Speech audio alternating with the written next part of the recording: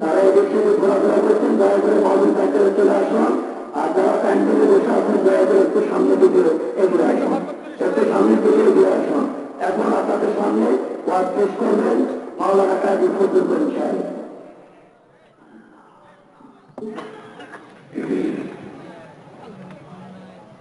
السلام عليكم ورحمة الله وبركاته. الحمد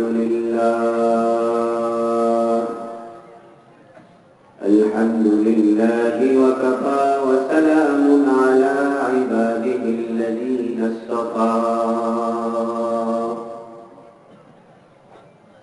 الحمد لله الذي وحده والصلاة والسلام على من لا نبي بعده.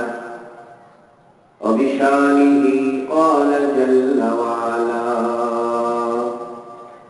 إن الله وملائكته يصلون على النبي يا أيها الذين آمنوا صلوا عليه وسلموا تسليما. اللهم صل على محمد وعلى آل محمد كما صليت على إبراهيم وعلى آل إبراهيم إنك حميد مجيد. اللهم بارك على محمد وعلى آل محمد كما باركت على إبراهيم وعلى آل إبراهيم إنك حميد مجيد. أما بعد فقد قال جل وعلا إني وجهت وجهي للذي فطر السماوات والأرض حنيفا وما أنا من المشركين. وقال النبي صلى الله عليه وسلم بعثت معلما لأتمم مكارم الأخلاق. رب زدني علما رب اشرح لي صدري ويسر لي أمري واحلل عقدة من لساني يفقهوا قولي. رب يسر ولا تعسر وتمم علينا بالخير. ربنا ظلمنا أنفسنا وإن لم تغفر لنا وترحمنا لنكونن من الخاسرين. سبحانك لا علم لنا إلا ما علمتنا إنك أنت العليم الحكيم. اللهم طهر قلبي عن غيرك ونور قلبي بنور معرفتك أبدا أبدا يا الله يا الله يا الله. الحمد لله আল্লাহ তাবারাক ওয়া তাআলার বড় মেহেরবানি। নিশিন্দারা ছাপাড়া পবনাবাড়ি মাদ্রাসার উদ্যোগে 16তম অধিবেশন আজকের এই বিরাট ওয়াজ ও দোয়া মাহফিল। মোহতারাম সভাপতি, বিশেষ অতিথিবৃন্দ, হযরত উলামায়ে কেরাম, আমার সামনে বসা অত্র এলাকার দিনদার পরহেজগার মুরব্বিয়ানে কেরাম, আমার যুবক ভাইরা এবং পর্দার আড়ালে আমার মা ও বোনেরা, আল্লাহ তাবারাক ওয়া তাআলা আমাদেরকে অল্প কিছু সময়ের জন্য আল্লাহর কালাম শোনার জন্য, রাসূলুল্লাহ সাল্লাল্লাহু আলাইহি সাল্লামের হাদিস শোনার জন্য একত্রিত হবার তৌফিক দান করেছেন। এই জন্য শুকরিয়া আদায় করে বলুন আলহামদুলিল্লাহ। এখনো আমার যে সমস্ত ভাইরা মেলার ভিতরে জিলাপির দোকানে, পাপড়ের দোকানে বেশ খেতেছে এবং মহিলাদের ভিতরে আওয়াজ হচ্ছে, গল্পগুজব, বিভিন্ন কথাবার্তা, এগুলো বন্ধ করে দিয়ে দিলকে আল্লাহর দিকে মুতাওয়াজ্জহ করে যে আল্লাহ আমাকে দেখতেছে, যে আমি আল্লাহর কথা শোনার জন্য বসেছি। আমাদের অন্তরের গতি, মনের চিন্তা, এটা আল্লাহর দিকে ধাবিত করে দেওয়ার তৌফিক দান করুন, বলুন আল্লাহুম্মা আমিন। আল্লাহ পাক মানুষের শরীরের ভিতরে একটা গুরুত্বপূর্ণ ক্ষমতা দান করেছে, একটা গুরুত্বপূর্ণ শক্তি সেট করে দিয়েছে। এই শক্তিটা হলো মানুষের মন। আরবিতে এটাকে বলে কলব। কলব শব্দের অর্থই হলো যা পরিবর্তন হয়, স্থির থাকে না। আপনাকে যদি প্রশ্ন করা হয় যে পৃথিবীতে সবচাইতে দ্রুত পরিবর্তনশীল কোন জিনিস, তাহলে আপনি চিন্তা করে দেখবেন মানুষের ভিতরে সবচাইতে দ্রুত পরিবর্তনশীল বিষয় হলো মানুষের কলব, মানুষের অন্তর, মানুষের মন। হাদিস শরীফে আছে, বুখারী শরীফে আছে, ইন্না ফিল জাসাদি লামুদগাহ, মানুষের শরীরে একটি গোশতের টুকরা আছে, ইযা সালুহাত সালুহাল জাসাদু কুল্লু, ওই গোশতের টুকরা যদি ভালো হয়ে যায় পুরো শরীরটা ভালো। সুবহানাল্লাহ। ওয়া ইযা ফাসাদাত ফাসাদাল জাসাদু কুল্লু, আর ওই শরীরের গোশতের টুকরা যদি নষ্ট হয়ে যায় তাহলে তার পুরো শরীর, পুরো জিন্দেগিটা নষ্ট। সাহাবায়ে কেরামের মনে প্রশ্ন হলো যে ইয়া রাসূলুল্লাহ, মানুষের শরীরের কোন জায়গা, যে জায়গাটা ভালো থাকলে পুরো মানুষটা ভালো, আর যে জায়গাটা নষ্ট হয়ে গেলে পুরো মানুষটা নষ্ট, এটা কোন জায়গা? নবীজি উত্তর দিলেন, আলা ওয়াহিয়াল কলব, ও দুনিয়ার মানুষ শুনে রাখো, মানুষের শরীরের ভিতরে আল্লাহ একটা কলব দান করেছে, অন্তর দান করেছে। এই অন্তরের বড় শক্তি রয়েছে। অন্তর যদি কারো ভালো হয়ে যায়, পরিষ্কার পরিচ্ছন্ন হয়ে যায়, আলোকিত হয়ে যায়, নিষ্পাপ হয়ে যায়, তাহলে তার পুরা শরীরটা নিষ্পাপ হয়ে জান্নাতি হয়ে যায়। মানুষ তার শরীরকে সুন্দর করার জন্য বহু রকমের ব্যবস্থা গ্রহণ করেছে। শীতকালে ঠোঁট ফাটে, এই জন্য ভ্যাসলিন লাগায়, ঠিক কিনা? যে মেয়েটার চেহারা একটু কালো কালো, সেইটাকে ফর্সা বানানোর জন্য আটা, পাউডার, চুল যা আছে সব মাখে, ঠিক কিনা? আমি এটার নাম দিচ্ছি আটা। বর্তমান বিয়ে শাদীর মধ্যে দেখবেন বউকে সাজায় নিয়ে আসে বিউটি পার্লার থেকে। কি পার্লার? Beauty parlour. বিউটি মানে সুন্দরী, বিউটি মানে কি? সুন্দরী, বিউটিফুল মানে সুন্দরময়। বিউটি পার্লার অর্থাৎ এখানে মানুষকে সুন্দর করার দোকান, ঠিক কিনা? ইন্দোনেশিয়া থেকে ট্রেনিং নিয়ে আসছে, ইন্ডিয়া থেকে ট্রেনিং নিয়ে আসছে কিভাবে ভুরু তোলা লাগে, কিভাবে গালের চামড়া ফর্সা দেওয়া লাগে, ঠিক কিনা?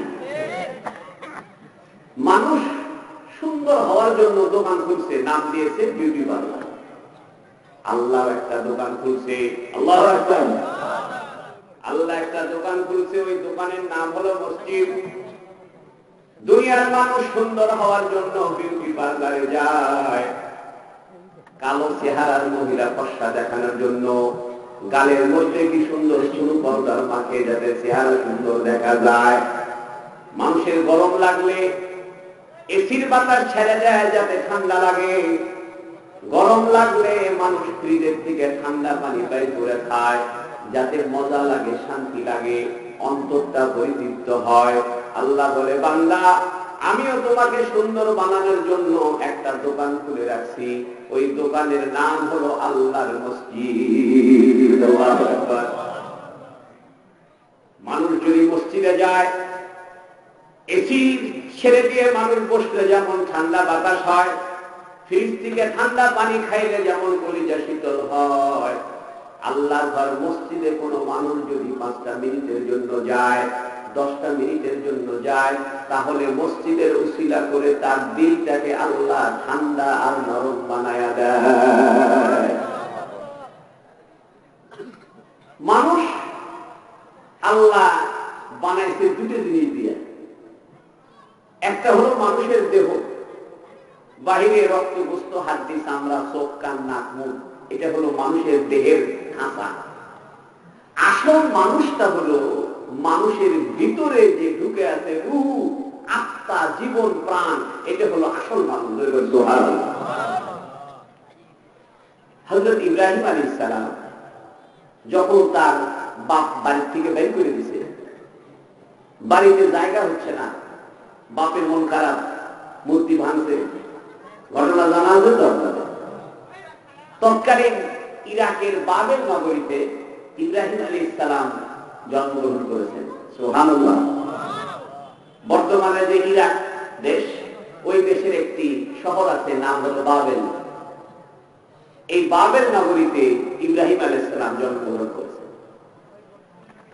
একদিন ওই এলাকার মানুষের ঈদের দিন সবাই মূর্তি পূজা করে। ইব্রাহিম আলাইহিস সালামের বাপও মূর্তি পূজারী ছিল। শুধু মূর্তি পূজারী না, বরং সব ঠাকুরের মধ্যে বড় ঠাকুর ছিল। মূর্তি বানাইতো এবং সবচাইতে বড় ঠাকুর হলো ইব্রাহিম আলাইহিস সালামের আব্বা। তো সবাই মিলে বড় ময়দানে গেছে বড় মূর্তির পূজা করার জন্য। আনন্দে খুশিতে, বাড়ি ঘরে কেহ নাই, সবাই গেছে ময়দানে, বড় মূর্তির পূজা হবে। ইব্রাহিমের বাপ ইব্রাহিম আলাইহিস সালামকে বলতেছে, তুমি যাবে না? 6-7 বছর বয়স। সুবহানাল্লাহ। ইব্রাহিম বলে, ইন্নী সাকিম, আব্বা আমি তো একটু অসুস্থ হয়েছি। আব্বা কয়, ঠিক আছে, যদি অসুস্থ হয়ে থাকে বাড়ি থাকে। সবাই গেছে ময়দানে পূজা দিতে বড় মূর্তির সামনে। ইব্রাহিম আলাইহিস সালাম একটা কুড়াল কান্দে দিয়েছে। আল্লাহু আকবার। কুড়াল কান্দে নিয়ে মূর্তির সামনে যা বলে, ও মূর্তি কথা বলো। মূর্তি কোনো কথা বলে না। ইব্রাহিম আলাইহিস সালাম কয়, ও মূর্তি তোমার সামনে কলা দেওয়া আছে, দুধ রাখা আছে, খেজুর রাখা আছে, এগুলো খাও। মূর্তি খায় না। ইব্রাহিম আলাইহিস সালামের বয়স তখন 6 থেকে 7 বছর। ইব্রাহিম আলাইহিস সালাম কান্দের কুড়াল টেনে এক চোট মারে ওই মূর্তির মুখটা ভেঙে দিয়েছে। তারপরে যখন দেখে মূর্তি কথা কয় না, আর এক চোট মারে আরেকটা হাত দিয়েছে। তাও কথা কয় না, আর এক চোট মারে আরেকটা পাও দিয়েছে। ভাইঙ্গে মূর্তি এখন পড়ে যাওয়ার মতো অবস্থা। পুরা দমে মূর্তিকে ছুটায় কুড়ালটা মূর্তির কাঁধের মধ্যে ঝুলে আছে। আল্লাহু আকবার। বাড়িতে শুয়ে আছে। কিছুক্ষণ পর পূজা সব শেষ হওয়ার পরে ইব্রাহিম আলাইহিস সালাম আসছে। আসার পরে ছোট মূর্তির কাছে গেছে। ইব্রাহিমের বাবা, এলাকার লোকজন এসে দেখে গ্রামের যে পূজার ঘর, সে মূর্তি ভাঙা। তা বলতেছে, ইব্রাহিম তুমি তো বাড়িতে ছিলে, বাকি সবাই তো গেছে ময়দানে, তুমি এই কাম করছো নাকি? আমার এদিকে কুড়াল যার কান্দে আছে তার এদিকে। আল্লাহু আকবার। সবাই বলে, ও ইব্রাহিম এই মূর্তি তো কথা বলতে পারে না, তুমি জানো না? ইব্রাহিম বলে, যে মূর্তি কথা বলতে পারে না সেই মূর্তির সামনে আপনি কেমনে নিজের প্রয়োজনের দোয়া করে?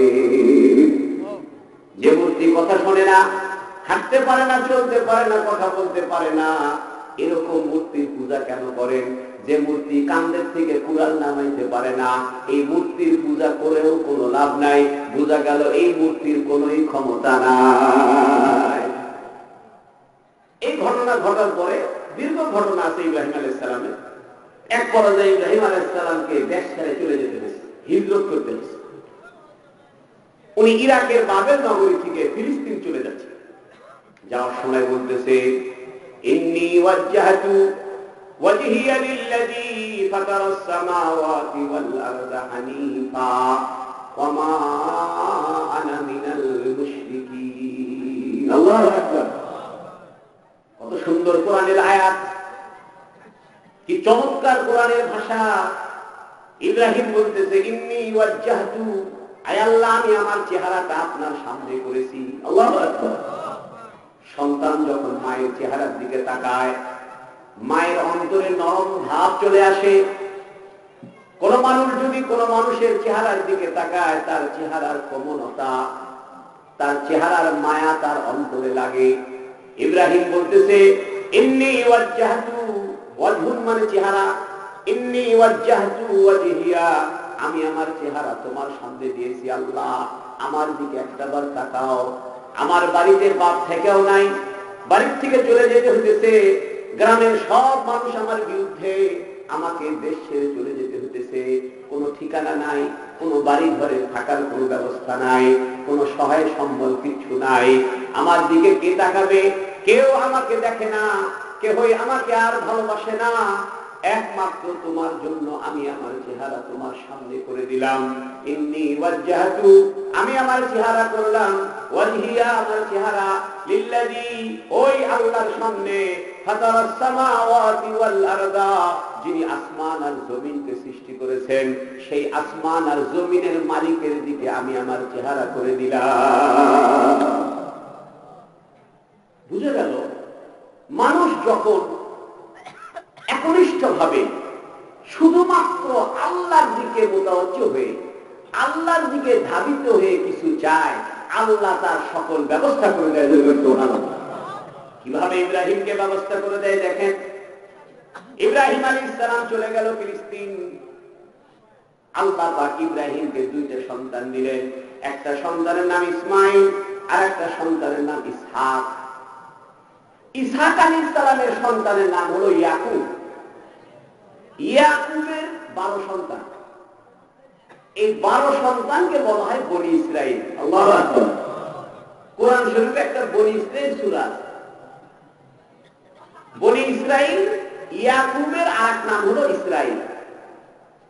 ওই ইয়াকুব আলাইহিস সালামের যে সন্তানাদি, এরা সবাই হলো বনি ইসরাইল। কোরআন শরীফে এদের নামে একটা ভিন্ন সূরা আছে, সূরা বনি ইসরাইল। ইব্রাহিম আলাইহিস সালামের আরেক সন্তানের নাম ইসমাইল। ইসমাইল শব্দের অর্থ হলো যে বেশি কথা শ্রবণ করে, কথা বলে কম কিন্তু শোনে বেশি, তার নাম ইসমাইল।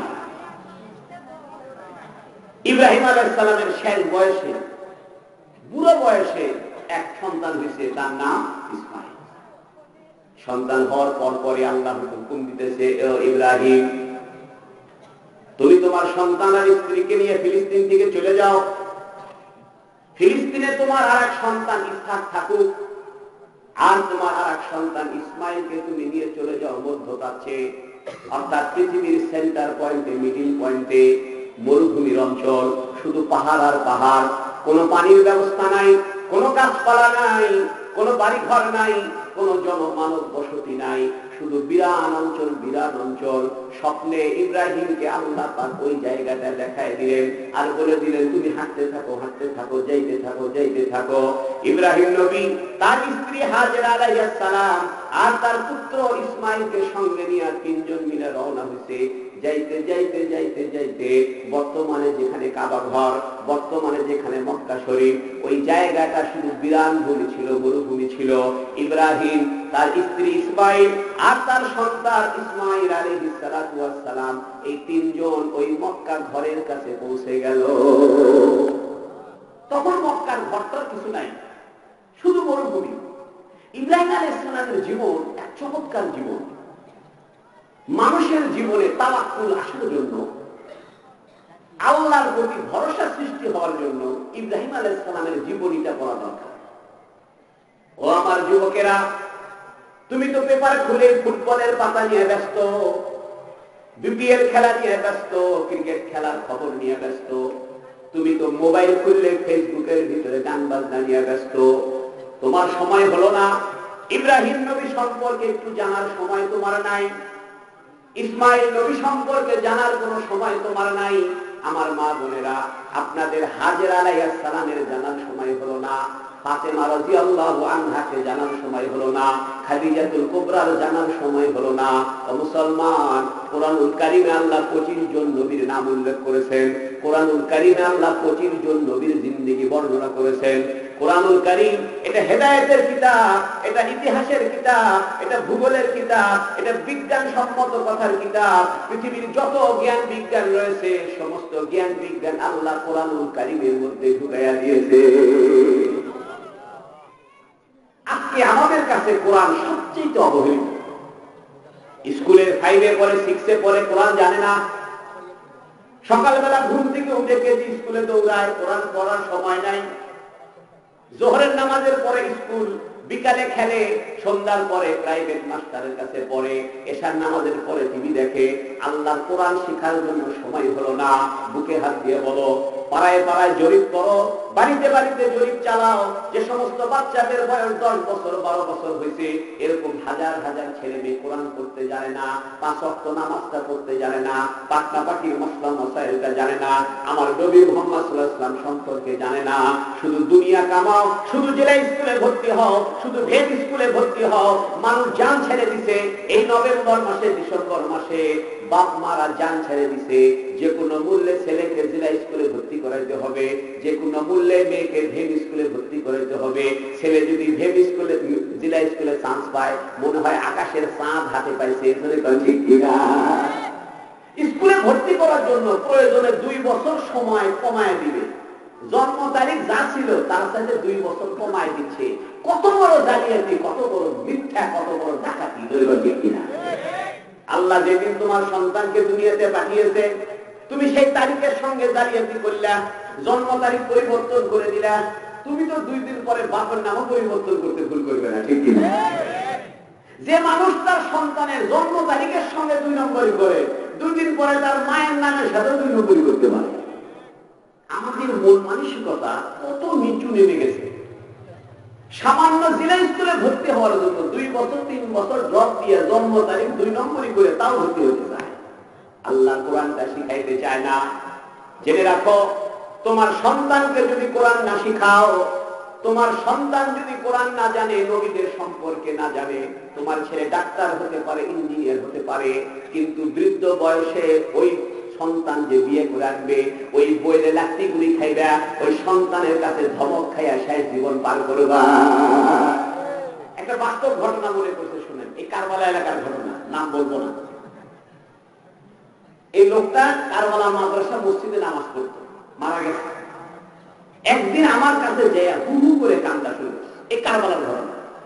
আমি বললাম, মুরব্বি কাঁদতেছেন কেন? কয় শোনেন, খুব কষ্ট করে ছেলে মেয়েদেরকে লেখাপড়া শিখেছে, তো বেকার ভালো চাকরি করে, বহু টাকা বেতন পায়, তো বেকার বিয়েও দিছে। আমি ফজর নামাজের পড়ার জন্য কলাপসিবল গেট খুলে আপনার মাদ্রাসা মসজিদে নামাজ পড়তে আসবো, তো বেটার বউ আমার বেটাকে বলছে, আব্বাকে ওই দরজা ঝনঝন করে আওয়াজ হয়, ঘুমের ডিস্টার্ব হয়, ফজর নামাজের সময় যাতে দরজা না খোলে, বাড়িতে নামাজ পড়বে, কম মসজিদে যাওয়ার দরকার নাই, দরজা খোলার আওয়াজে আমার ঘুমের ডিস্টার্ব হয়। এই কথা শুনে ওই বুড়া চাচা আমার হাত ধরে ঝরঝর করে কাঁদে। আমি বললাম, আপনার বেটার বউ কি করে? ওই কিছু করে না, রাত 2টা 1টা পর্যন্ত টিভি দেখে, রাত 1টা পর্যন্ত টকশো দেখে, ফজরের নামাজের খোঁজ নাই। এরকম ঠিক কিনা? তোমার সন্তানকে তুমি যদি কোরআন শিখাইতা, তোমার সন্তানকে যদি ইসলামের পরিচয় দিতা, ওই সন্তান স্ত্রীকে বলতো, খবরদার, আমার আব্বা ফজরের নামাজ পড়তে যাবে, কলাপসিবল গেট খুলবে, আওয়াজ হবে, তুমি কোনো কথা বলবে না। বরং দিনদার পরহেজগার মেয়ে হলে ওই মেয়েটা শীতের রাত্রে পানি গরম করে শ্বশুরকে ডেকে বলতো, শ্বশুর আব্বা, আপনার জন্য পানি গরম করছি, আপনি ওযু করে নিজেও নামাজ পড়েন, আমাদের জন্য দোয়া করে। তুমি তোমার ছেলেকে যদি কোরআন না শিখাও, বিয়ে শাদী দেওয়ার সময় যদি নেককার মেয়ের সঙ্গে বিয়ে না দাও, শুধু বিল্ডিং দেখে দেখে বিয়ে শাদী দাও, রূপের চেহারা দেখে যদি বিয়ে শাদী দাও, মীনাক্ষী মার্কা চেহারা দেখে যদি বিয়ে শাদী দাও, সুন্দরী বউ পাইবা, কিন্তু বাড়ির মধ্যে অশান্তির বীজ ঢুকবে। হাদিস শরীফে আছে, ইউনকাহুল মারআতু লিআরবা'i খিসাল, মহিলাদেরকে 4টা জিনিস দিয়ে বিয়ে করা হয়ে থাকে, বিয়ে দেওয়া হয়ে থাকে। লিমালিহা ওয়ালি জামালিহা ওয়ালি হাসাবিহা ওয়ালি দীনিহা ফাজফার বিযাতিদ দ্বীন। ও যুবকেরা, তোমরা যারা এখনো বিয়ে শাদী করো নাই, হাদিসটা মনোযোগ দিয়ে শোনো। হাদিস শরীফে নবীজি বলতেছেন, সহিহ হাদিস, ও দুনিয়ার মানুষ, তোমরা যখন বিয়ে করবে 4টা বৈশিষ্ট্য দিকে বিয়ে করো। ইনকাহুল মারআতু লিআরবা'i খিসাল, মহিলাদেরকে 4টা বৈশিষ্ট্যে বিয়ে করা হয়ে থাকে। লিমালিহা, মহিলার টাকা পয়সা দেখা, মহিলার বাপের সম্পত্তি দেখা, বিল্ডিং দেখা, জায়গা জমি দেখা। লিমালিহা ওয়ালি জামালিহা, সৌন্দর্য দেখে বিয়ে করে। ওয়ালি হাসাবিহা, তার বংশ মর্যাদা দেখে বিয়ে করা হয় 3 নম্বর। 4 নম্বর ওয়ালি দীনিহা, তার দিনদারি, তার পরহেজগারি দেখে বিয়ে করা হয়। নবীজি বলতেছে, টাকার লোভে বিয়ে করিও না, চেহারার সৌন্দর্যের পুরুষের দিকে তাকায় বিয়ে করিও না, বংশ মর্যাদার দিকে তাকায় বিয়ে করিও না, বরং বিয়ে করার সময় দিনদারি পরহেজগারি দিকে বিয়ে করো। আল্লাহ রাসূলের হুকুম মানে কি মানে না ওইটা দেখে বিয়ে করো। তোমরা যদি দিনদার পরহেজগার মেয়ে বিয়ে করো, তোমাদের দুনিয়াও জান্নাত আখিরাতও জান্নাত। সুন্দরী বউ বিয়ে করছো, প্রীত করছো, বাপের অমতিতে বিয়ে করে আনছো, মায়ের অসন্তুষ্টিতে বিয়ে করে আনছো, বাপ মা বিয়ে দিতে চায় না, তুমি প্রীত লাগাইছো, প্রেম করে আর 6 থেকে প্রেম করো, প্রেম করে করে বিয়ে শাদী করে আনছো, 2 দিন পর ঝগড়া লাগছে, আর তোমার বউ তোমাকে বলে সব জানি তুমি তো চিটিং, বাপের টাকা চুরি করে আমাকে ফ্লাক্সি দিছো, ঠিক কিনা? যার সাথে আপনি প্রেম করতেছেন সে তো জানে এই প্রাইভেট মাস্টারের টাকা চুরি করে আমাকে দিতে, ঠিক কিনা? তোমার গোপন কথা তো প্রেমিকা আগের থেকে জানে, এই জন্য সংসার পাতার পরে খালি ঝগড়া। বড় আফসোস, বর্তমানে বিয়ে সাথীরা ঘটকারি করা লাগতেছে না, সবাই জোড়া লেগে বসে আছে, ঠিক কিনা? বাপ মার আর কষ্ট দেওয়া লাগতেছে না। আগে তো বাপ মার খোঁজ খবর নিয়ে বিয়ে সাথে দিত, বিয়ের সময় জিজ্ঞেস করতো যে মা সূরা ফাতিহাটা বলো তো দেখি, নামাজ পড়ো কিনা, সূরা ইয়াসিন পড়ছো কিনা, কোরআন শরীফ খতম দিছো কিনা, এগুলো কত কিছু হইতো। এখন কিচ্ছু না, রেডিমেড বউ বাজার থেকে নিয়ে এসেছে, ঠিক কিনা? এই সমাজের এই গতিকে পাল্টাইতে হবে। ইব্রাহিম আলাইহিস সালাম, আল্লাহু আকবার, ফিলিস্তিন থেকে রওনা হয়েছে তার স্ত্রী হাজেরা আলাইহিস সালামকে নিয়ে, মনে আছে তো আপনাদের? আর ছোট্ট সন্তান ইসমাইলকে রওনা হয়েছে মরুভূমির দেশ মক্কা নগরীতে এসে উপস্থিত হয়েছে। স্বপ্নের মধ্যে যে জায়গাটা দেখানো হয়েছিল ওই জায়গায় 3 জন মিলে উপস্থিত। কোরআনুল কারীমের ঘটনা, হযরত ইব্রাহিম আলাইহিস সালাম, তার স্ত্রী হাজেরা আলাইহিস সালাম আর তার পুত্র ইসমাইল আলাইহিস সালাম 3 জন মিলে মক্কা নগরীতে উপস্থিত। ওইখানে কোনো কাবা ঘর এখনো হয় নাই, শুধু মরুভূমি, পাথর আর পাথর, পাহাড় আর পাহাড়। কিছুদিন থাকার পরে কোন কিতাবে লিখেছে ইব্রাহিম 3 দিন ছিল। ইব্রাহিম আলাইহিস সালাম 3 দিন থাকার পরে আল্লাহ ইব্রাহিমকে বলতেছে, ও ইব্রাহিম, তুমি তো নবী, তুমি তোমার শিশু বাচ্চা ইসমাইল আর তোমার স্ত্রী হাজেরাকে এই মরুভূমির মধ্যে রেখে তুমি চলে যাও। ইব্রাহিম আলাইহিস সালাম স্ত্রীকে বলতেছে, ও আমার স্ত্রী, আল্লাহর হুকুম হয়েছে তোমাকে আর তোমার সন্তান ইসমাইলকে রেখে আমি চলে যেতে হবে। স্ত্রী বলে, স্ত্রীর ভাব দেখেন, স্ত্রী বলতেছে এটা কি আপনার সিদ্ধান্ত না আল্লাহর সিদ্ধান্ত? আল্লাহু আকবার। ইব্রাহিম বলতেছে, না, এটা আমার সিদ্ধান্ত নয়, আহকামুল হাকিমিন, যার সাথে আমার সম্পর্ক, ছোটবেলায় বাড়ি থেকে যখন বের করে দিয়েছিল, আমি আমার চেহারা যার সামনে করেছিলাম, ইন্নী ওয়াজ্জাহতু ওয়াজহিয়া লিল্লাযী ফাতারাস সামাওয়াতি ওয়াল আরদা হানিফা ওয়া মা আনা মিনাল মুশরিকিন। যেদিন আমার আব্বা আমাকে বাড়ি থেকে বের করে দেয়, গ্রামবাসী আমাকে গ্রাম থেকে বিতাড়িত করে দেয়, আমি আসমানের দিকে মুখ তুলে বলেছিলাম, ও আল্লাহ, আমি আমার চেহারা আপনার সামনে করেছি, আমার দুনিয়াতে আপনি ছাড়া আর কেহ নাই, আপনি ছাড়া আমার আশ্রয় দেওয়ার মতো কেহ নাই। যে আল্লাহর কাছে আমি ছোটবেলায় চেহারা আসমানের দিকে করে আশ্রয় চেয়েছিলাম, সেই আল্লাহ আমাকে বলছে, ইব্রাহিম, এই মরুভূমির ভিতরে হাজেরা আর ইসমাইলকে রেখে তুমি চলে যাও। স্বামী চলে গেছে,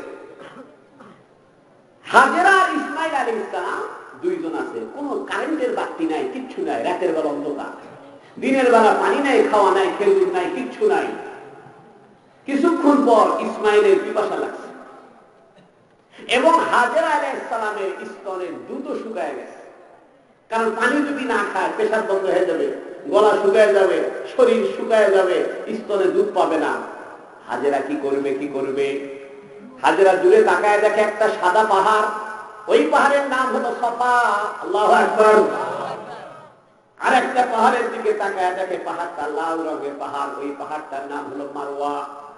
সফা মানে পরিষ্কার, মারওয়া মারুল থেকে এটা লালটি কালারকে মারুল বলে। একটা পাহাড় দেখা যায় সাদা রঙের পাহাড়। হাজেরা আলাইহিস সালাম দৌড়ায় ওই পাহাড়ের দিকে দৌড়াইতেছে।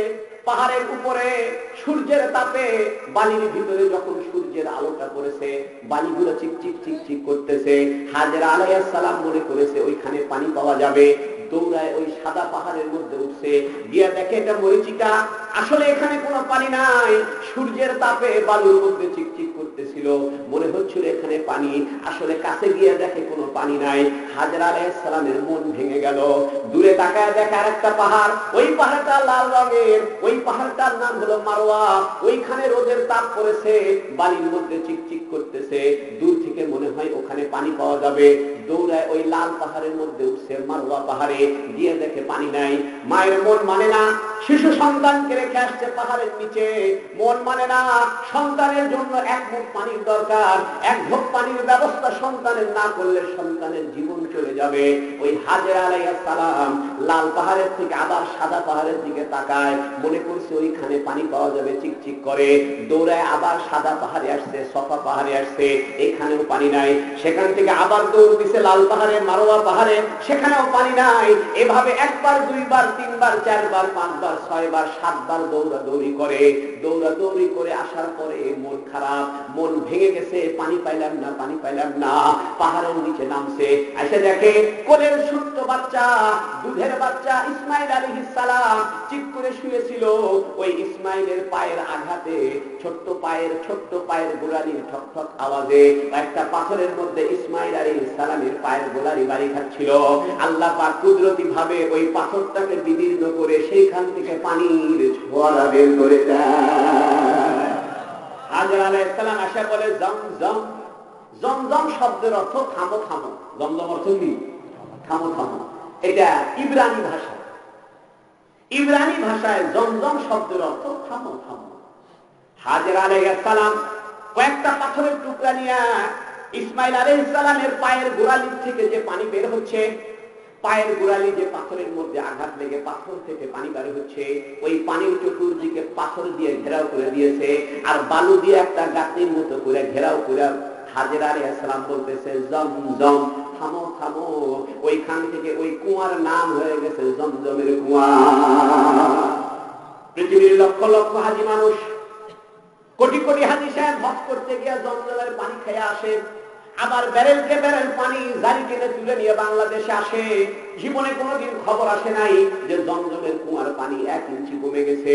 জীবনে কোনোদিন খবর আসে নাই যে জমজমের কুয়ার পানির মধ্যে শ্যাওলা পড়েছে। ও মুসলমান, আল্লাহর কুদরত দেখো।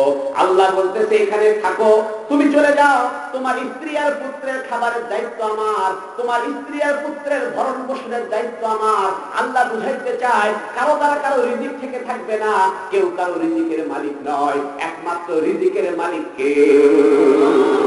আল্লাহ পাক বলেন আল্লাহু ইয়ারযুকু মাইয়াশা, আল্লাহ যাকে খুশি তাকে রিজিক দিবে, বিগয়রি হিসাব, সীমাহীন রিজিক দিবে। কিন্তু আজকে আমাদের ভাগ চক্কর দেখে মনে হয় যে আমরা আমাদের সন্তানদের আল্লাহ হয়ে বসে আছি।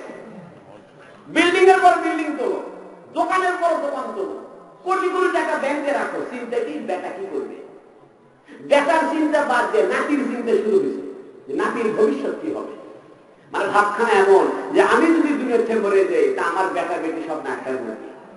তোমার বেটা বেটির খোদা কি তুমি না আসমান আল্লাহ একজন আছে? আমাদের চিন্তা হলো আমি তো জীবন পার করলাম, আমার বেটা যাতে কোনো অসুবিধা না হয়, বিল্ডিং বানাও, টাকা জমা করো, লক্ষ লক্ষ টাকা জমা করে হজ করার কথা কইলে কয় সময় হয় নাই, ঠিক কিনা? লাখ লাখ টাকা জমা করছে।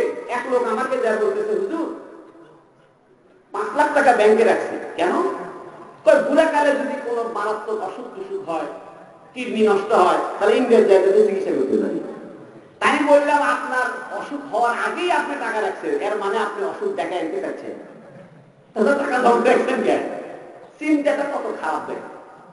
মানে আগে ভাগে চিন্তা করে বসে আছে যাতে অসুখ হইতে পারে, এর মানে অসুখ তুই চাচ্ছে, টাকা জমাচ্ছে। আমরা হজ করে আসে না না এটা অসুখের জন্য রাখছে, চিন্তা করে।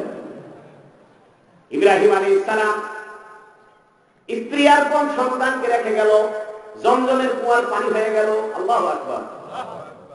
কারবালা মাদ্রাসা পার হওয়ার পরে ওই বিটাক ভবনের ডান পাশে একটা বিল্ডিং এ একটা অফিস আছে, হিন্দু ধর্ম কল্যাণ ট্রাস্ট। দেখছেন আপনারা? টিটিসির গেটের সাথে আছে। এই অফিসে একজন মহিলা হিন্দু অফিসার ছিল। তো বগুড়া সার্কিট হাউসে একটা সেমিনার হয়েছিল, আন্তধর্মীয় সংলাপ। অর্থাৎ বিভিন্ন ধর্মের পক্ষ থেকে নারীদের অধিকার বিষয়ে একটা সেমিনার। সেখানে হিন্দুরাও ছিল, খ্রিস্টানরাও ছিল, বৌদ্ধরাও ছিল, মুসলমানরাও ছিল। হিন্দুদের পক্ষ থেকে একটা প্রবন্ধ লেখা হয়েছে, একটা আর্টিকেল লেখা হয়েছে হিন্দু ধর্মের পক্ষ থেকে মেয়েদেরকে কি অধিকার দিছে। খ্রিস্টানদের পক্ষ থেকে একটা লেখা হয়েছে প্রবন্ধ, সেখানে খ্রিস্টান ধর্মের মেয়েদের কি সম্মান সেগুলো লিখছে। বৌদ্ধ ধর্মের পক্ষে একটা লিখছে, আর ইসলাম ধর্মের পক্ষে লেখার দায়িত্বটা এই অধমকে দিছে। ফাউন্ডেশনের দিদি বলল যে আপনি এই প্রবন্ধটা লেখেন, ইসলাম ধর্মের নারীদের কি অধিকার এটা আপনি লেখেন। তা আমি একটা লিখছি, লেখে বগুড়া সার্কিট হাউসে বিভাগীয় কমিশনার ডিসি সাহেব, টিওনো সাহেব এবং গণ্যমান্য লোকজন সব উপস্থিত, প্রায় 1-150 লোক সেখানে এটা পাঠ করা হয়েছে। এটা পাঠ করার পরে এই যে হিন্দু কল্যাণ ট্রাস্ট টিটিসির গেটের সামনে যে অফিস, সে অফিসের যে প্রধান অফিসার এক মহিলা, সে ওই মিটিং আছে। আমার এই প্রবন্ধ পড়া শেষ হইলে মহিলাটা চেয়ার ছেড়ে যে আমার চেয়ারের কাছে আছে। আমি মনে মনে একটু স্মরণই পাচ্ছি, মহিলা মানুষকে আমার কাছে আসলো। মহিলার বয়স আবার বেশি না, কম বয়স। আমি শুনে আর ভেজাল বাজালো, তার চেয়ার ছেড়ে আমার চেয়ারের কাছে বসে গেল। আমার বলতেছি হুজুর, আমি হিন্দু কল্যাণ ট্রাস্টের এখানে উপপরিচালক, তা আপনার প্রবন্ধটা খুব চমৎকার হয়েছে। ইসলাম যে এত সুন্দর অধিকার মেয়েদেরকে দিয়েছে এটা আগে আমি জানতাম না হুজুর, আমি আসলে ইসলামকে ভালোবাসি। আমি বললাম আর দেরি করবেন কেন, তাড়াতাড়ি মুসলমান হয়ে যাবে। তখন মহিলা হাসে, হাসে বলতেছে হুজুর আপনি কোথায় থাকেন? তাই বললাম আমি কারবালা মাদ্রাসায় থাকি। কই আপনার মাদ্রাসার কাছে তো আমার অফিস। একদিন অফিসে আসি, আমি বললাম না অফিসে যাওয়ার আমার সময় নেই, আমি ওমরায় যাবো। তখন ওমরায় যাওয়ার নিয়োগ করছি। বলতেছে আপনি হুজুর ওমরায় যাবেন? আমি বলছি হ্যাঁ। হুজুর তাহলে আমার জন্য একটু জমজমের পানি আনবেন।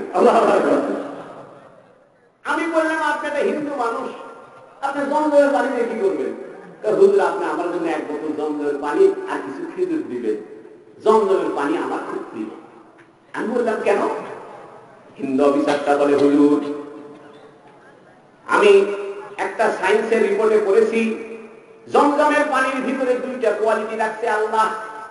একটা হলো ক্ষুধা নিবারণের ব্যবস্থা, আর একটা হলো পিপাসা নিবারণের ব্যবস্থা। মানুষের ক্ষুধা লাগলে খাদ্য খাইতে হয়, যদি ক্ষুধা লাগে ভাত খাইতে হয়, রুটি খাইতে হয়।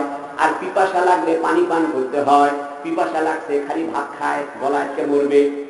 আর পানি পিপাসা লাগছে খালি ভাত খায়, গলার অসুবিধা হবে। আর খিদা লাগছে খালি পানি খায়, কাম হবে না।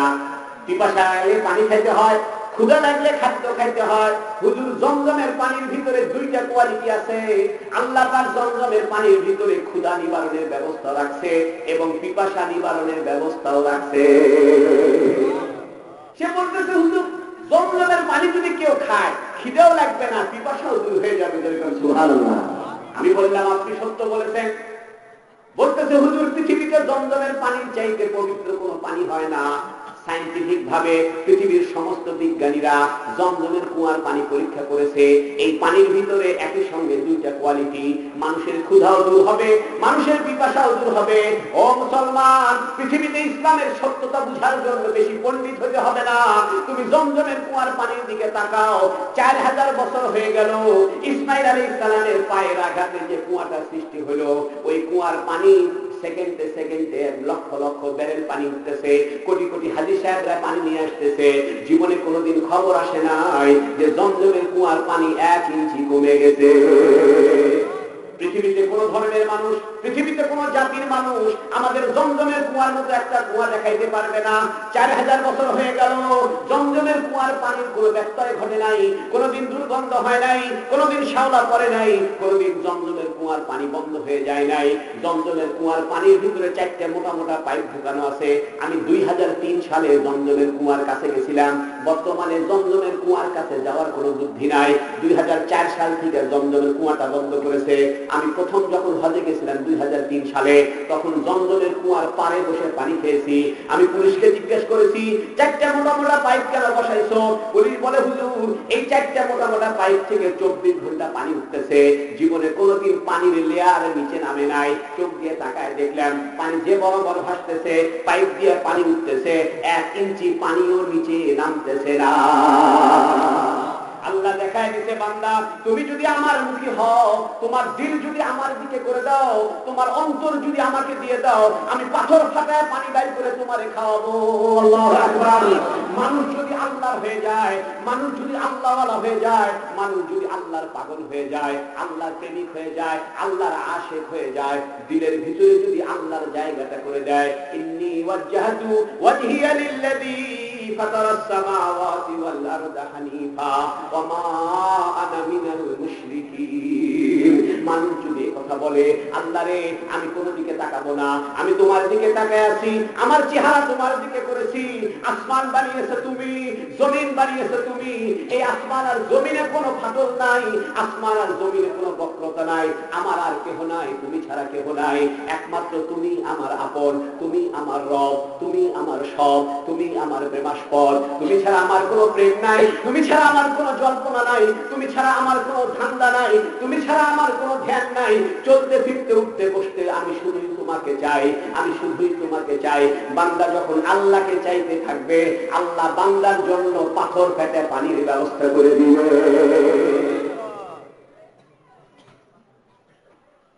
জমজমের কুয়ার পানিটা 2টা মানুষের কারণে হয়েছে। একটা হলো হাজেরা আলাইহিস সালাম, তিনি তার সন্তানের পানির ব্যবস্থার জন্য দৌড়াদৌড়ি করছে 2 পাহাড়ে। আল্লাহ পাক এই দৌড়াদৌড়ি পছন্দ করিয়া পৃথিবীর সমস্ত হাজী সাহেবদের জন্য ওই 2 পাহাড়ে দৌড়াদৌড়ি করা ওয়াজিব করে দিয়েছে। সুবহানাল্লাহ।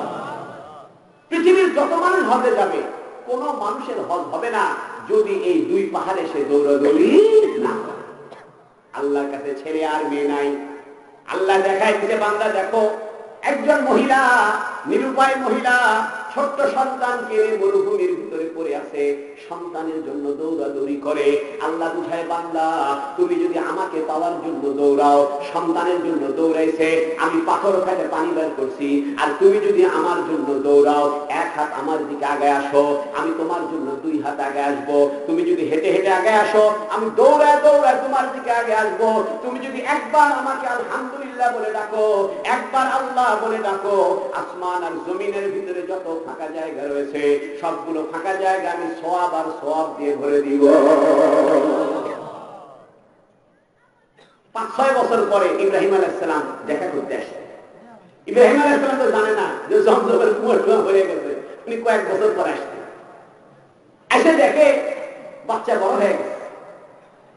কিতাবে লিখেছে যে ইসমাইল আলাইহিস সালাম ঘোড়ার পিঠে উঠতে পারে, গাধার পিঠে উঠতে পারে। এর থেকে অনুমান করা যায় যে 12-13 বছর হয়েছে, অথবা 11-12 বছর হয়েছে, লাফ দিয়ে গাধার পিঠে উঠে। ইব্রাহিম আলাইহিস সালাম আসে হাজেরাকে বলতে, হাজেরা এই পানি কোথায় পেলে তোমরা? আল্লাহু আকবার। হাজেরা বলে, স্বামী আমার, আপনি যখন বলেছিলেন আল্লাহর হুকুমে আপনি চলে যাচ্ছেন, আমি মনে মনে চিন্তা করেছি আমার স্বামী যদি চলে যায়, যান, যে আল্লাহর হুকুমে আমার স্বামী চলে গেল, ওই আল্লাহর হুকুমই আমাকে বাঁচায় রাখবে। মহিলাদের তাওয়াক্কুল, মহিলাদের আল্লাহর প্রতি ভরসা, এটা সংসারে সুখ আর সমৃদ্ধি বহন করে। সুবহানাল্লাহ। কিন্তু আফসোস, আমাদের মহিলারা অধিকাংশ ক্ষেত্রেই ভরসা কম, ঠিক কিনা? স্বামী যদি বাজার করতে 2 দিন দেরি হয়, কি করো তুমি, বাজার করো না, বরং উল্টা কয়, তোমার সাথে নিচে চাকরি করে 4তলা বিল্ডিং বানাইছে, আর তুমি উপরে চাকরি করে একটা বিল্ডিংও বানাইতে পারলে না, তোমার মতো অপদার্থ স্বামী আর দেখিনি। খুব মহব্বত, খুব মহব্বত। স্বামীর সাথে যদি সামান্য খুঁটখাট লাগে, তাহলে সকালবেলায় ঘুমের থেকে কবি যে 40 বছর সংসার করলাম, জীবনে তোমার থেকে শান্তি পেলেন না, ঠিক কিনা? এই জন্য মহিলাদের ধৈর্য কম, মহিলাদের ধৈর্য কম। কিন্তু আল্লাহ দেখাইছে হাজেরা আলাইহিস সালামের ধৈর্য আছে। স্বামী নাই 7 বার দৌড়াদৌড়ি করছে, ধৈর্যের পরীক্ষা দিয়েছে। ধৈর্যের পরীক্ষায় পাশ করার পরে আল্লাহ পাক ইসমাইলের পায়ের আঘাতে জমজমের পানির সৃষ্টি করছে। সুবহানাল্লাহ। ইব্রাহিম এসে বলে, ও ইব্রাহিম, ও ইসমাইল, কেমন আছো? ইসমাইল বলে আব্বা ভালো আছি। আল্লাহু আকবার। আল্লাহ পাক বলতেছে ইব্রাহিম তোমার সন্তানরা এখানে থাকবে, এখানে বংশ বিস্তার হবে, তুমি একটা ঘর বানাও। ইব্রাহিম নবী বলে আল্লাহ এখানে ঘর কোথায় বানাবো? আল্লাহ বলে ইব্রাহিম তুমি এইখানে স্বপ্নে দেখায় দিতে এইখানে গর্ত করো, গর্ত করলে একটা ভিত্তি খুঁজে পাইবা, একটা মাটির মধ্যে পাথরের ভিত্তি আছে, ওই ভিত্তি বরাবর ঘর তুলবা। ইব্রাহিম আলাইহিস সালাম খনন করছে, মাটি খনন করে চারকোনা ঘরের একটা ভিত্তি খুঁজে পাইছে। ইব্রাহিম আলাইহিস সালাম আর কেউ নাই, শুধু তার স্ত্রী হাজেরা আর সন্তান ইসমাইল। কিতাবের মধ্যে লেখে ইসমাইল আলাইহিস সালাম পাথরের টুকরা নিয়ে জমজমের কুয়ার পারে দিত, আর হাজেরা আলাইহিস সালাম ওই জমজমের পানি দিয়া দিয়া পাথরগুলা পরিষ্কার করে দিত। আর ইব্রাহিম আলাইহিস সালাম রাজমিস্ত্রির মতো একটা পাথরের উপর আরেকটা পাথর দিয়ে গাঁথনি করা শুরু করে। তিনজন মিলে একটা ঘর বানাইতেছে। চমৎকার ঘটনা। কোন মিস্ত্রি নাই, জোগালদার কেউ নাই, স্বামী স্ত্রী আর বেটা। স্বামী হলো ইব্রাহিম আলাইহিস সালাম, স্ত্রী হাজেরা, বেটা ইসমাইল। তিনজন মিলে গাঁথা শুরু করছে। জমজমের পানি দিয়ে পাথরগুলো ধুয়ে দিচ্ছে হাজেরা আলাইহিস সালাম, আর ইসমাইল আলাইহিস সালাম আগায় দেয়, ইব্রাহিম আলাইহিস সালাম নিয়ে গাঁথি করে। আল্লাহ করছে ইব্রাহিম ঘরটা বড় করে বানাবে। 60 হাত লম্বা। কাবা ঘর কয় হাত লম্বা? 60 হাত। আর একদিকে 40 হাত, একদিকে 50 হাত।